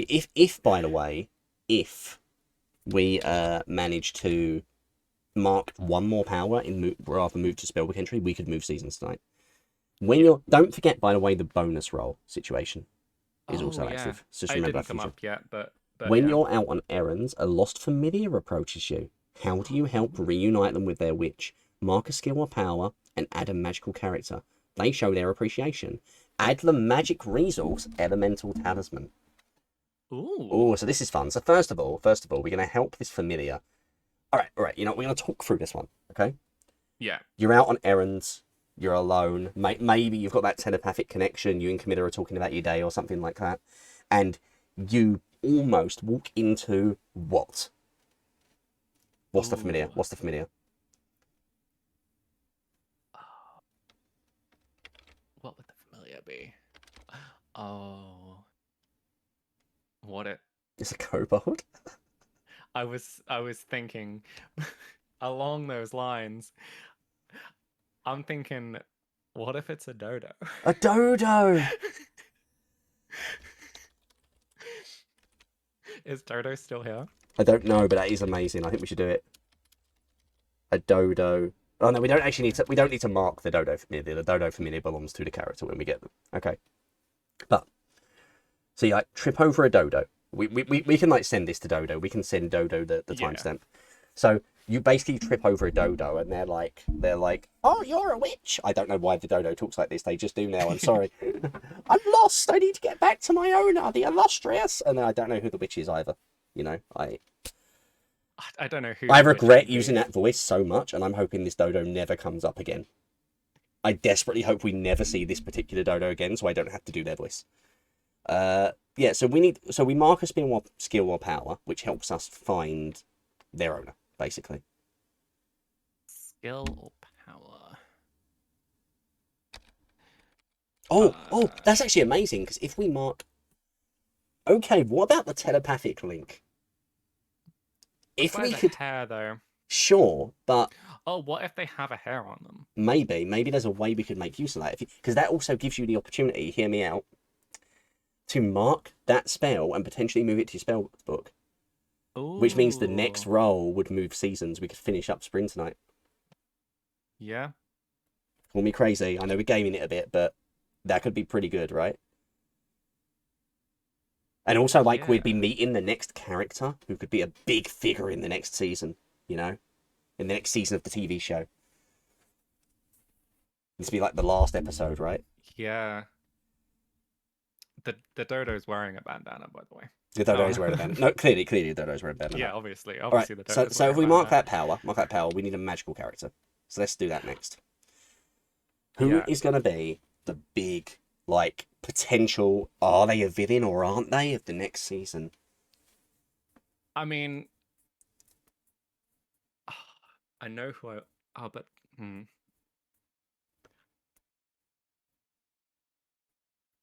You get to be in here twice. Who?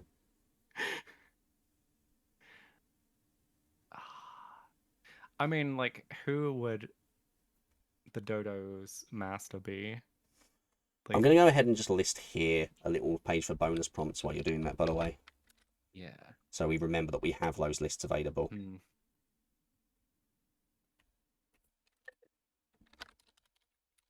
I feel like it's got to be Overbold in some way. Okay, I like that. Here's the thing, it says magical character, right? It says magical character. It doesn't say it has to be a witch. It says help them. It says help reunite them with their witch, but then it just says add a magical character. Why couldn't this witch be something like a kobold shaman or something like that? A kobold, like elementalist. I think kobolds can be witches. Yeah, why not, right? Witch is a non-gendered and non-species term. Yeah. Itty. What if it's literally Itty? I think Itty is canonically a warlock.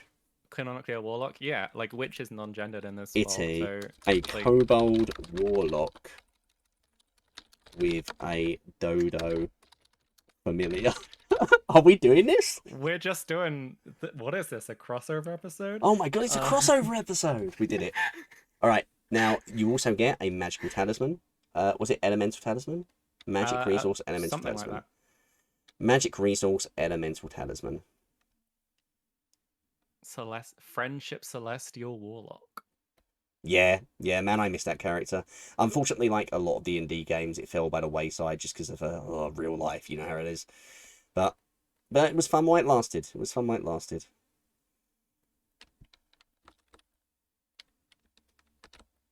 In many ways, I created the Overbowl Kobold. And then I think I do want the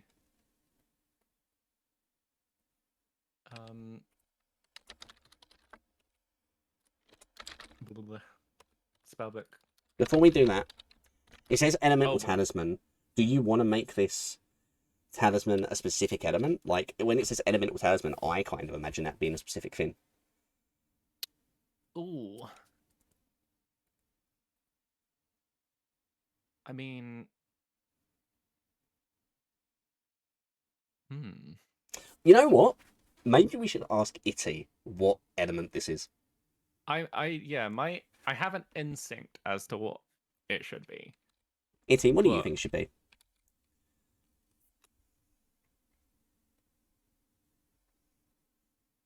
I need to remove these water memories. I didn't do that.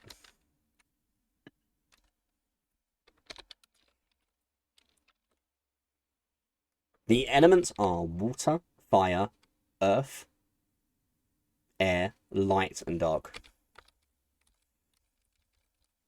They're the ones that we... So fire relates to passion, motivation, confrontation. Water is... Have we got compassion on here? Oh no, it was passion on there. Yeah, water is compassion, expression, generosity. Earth, growth, stability, and wisdom. Air is curiosity, openness, and intuition. Light is innocence, discovery, and empathy. And dark is mystery, creativity, and introspection. By the way, just while we're talking about this, I feel like this is probably a water memory.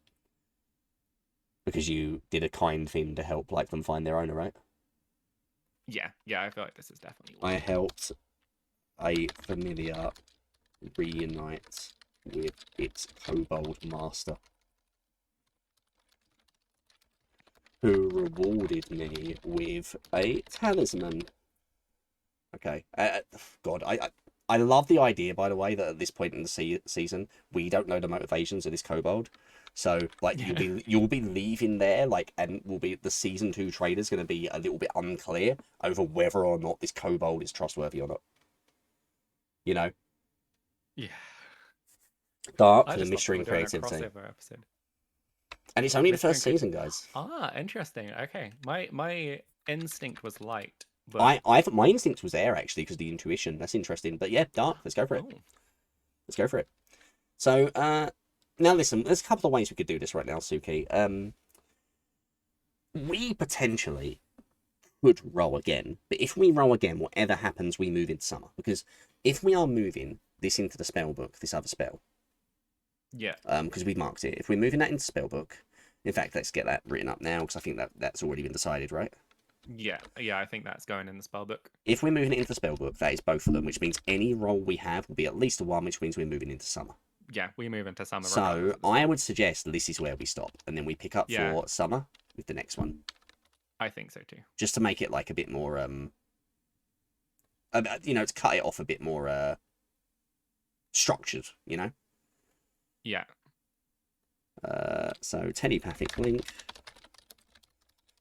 requires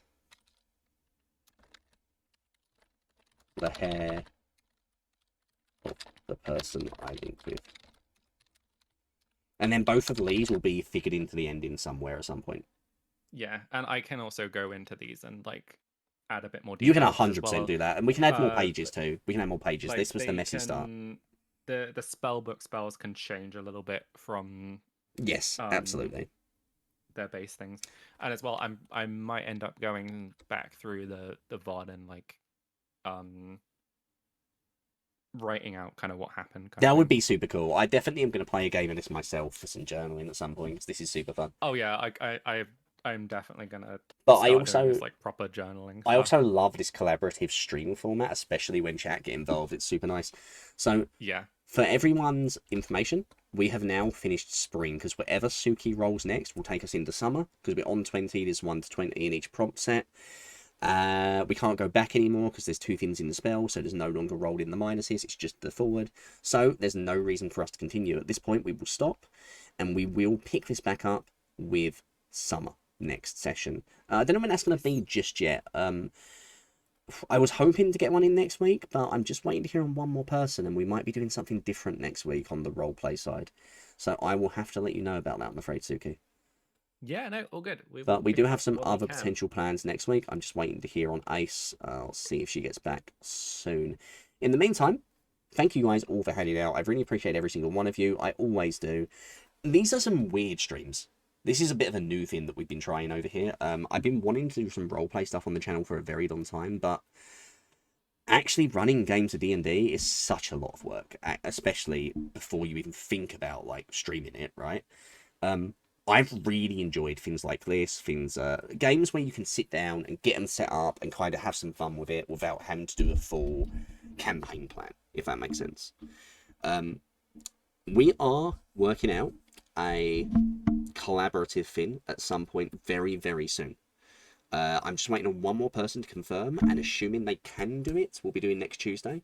Otherwise, we'll be looking for another day next week. But next week, with a bit of luck, it's not just going to be me and Suki, it's not just going to be me and Overbold, there's going to be 5 of us on here doing something dumb for you guys. So that I'm looking forward to. Suki will be back for that, assuming they're not sick of me after this one, Suki? Oh, definitely not. Excellent. I will be there. I've been working out pun names and everything for that session. I'm not going to tell the others what it's about yet, because it's more fun to just like leave that hanging. But thank you so much for joining me today, Suki. It is always appreciated, genuinely. And we will absolutely, yeah, and we will pick this up again soon. I want to see more of this, of Kit Reynard's story, frankly. I want to see where this goes. I need to know if he and Camilla get together. You know? We are going to raid out, and we're going to raid out to, let's see who we're going to raid out to. Thank you, Sin, I appreciate you. We're going to raid out to, just looking to see who's on right now.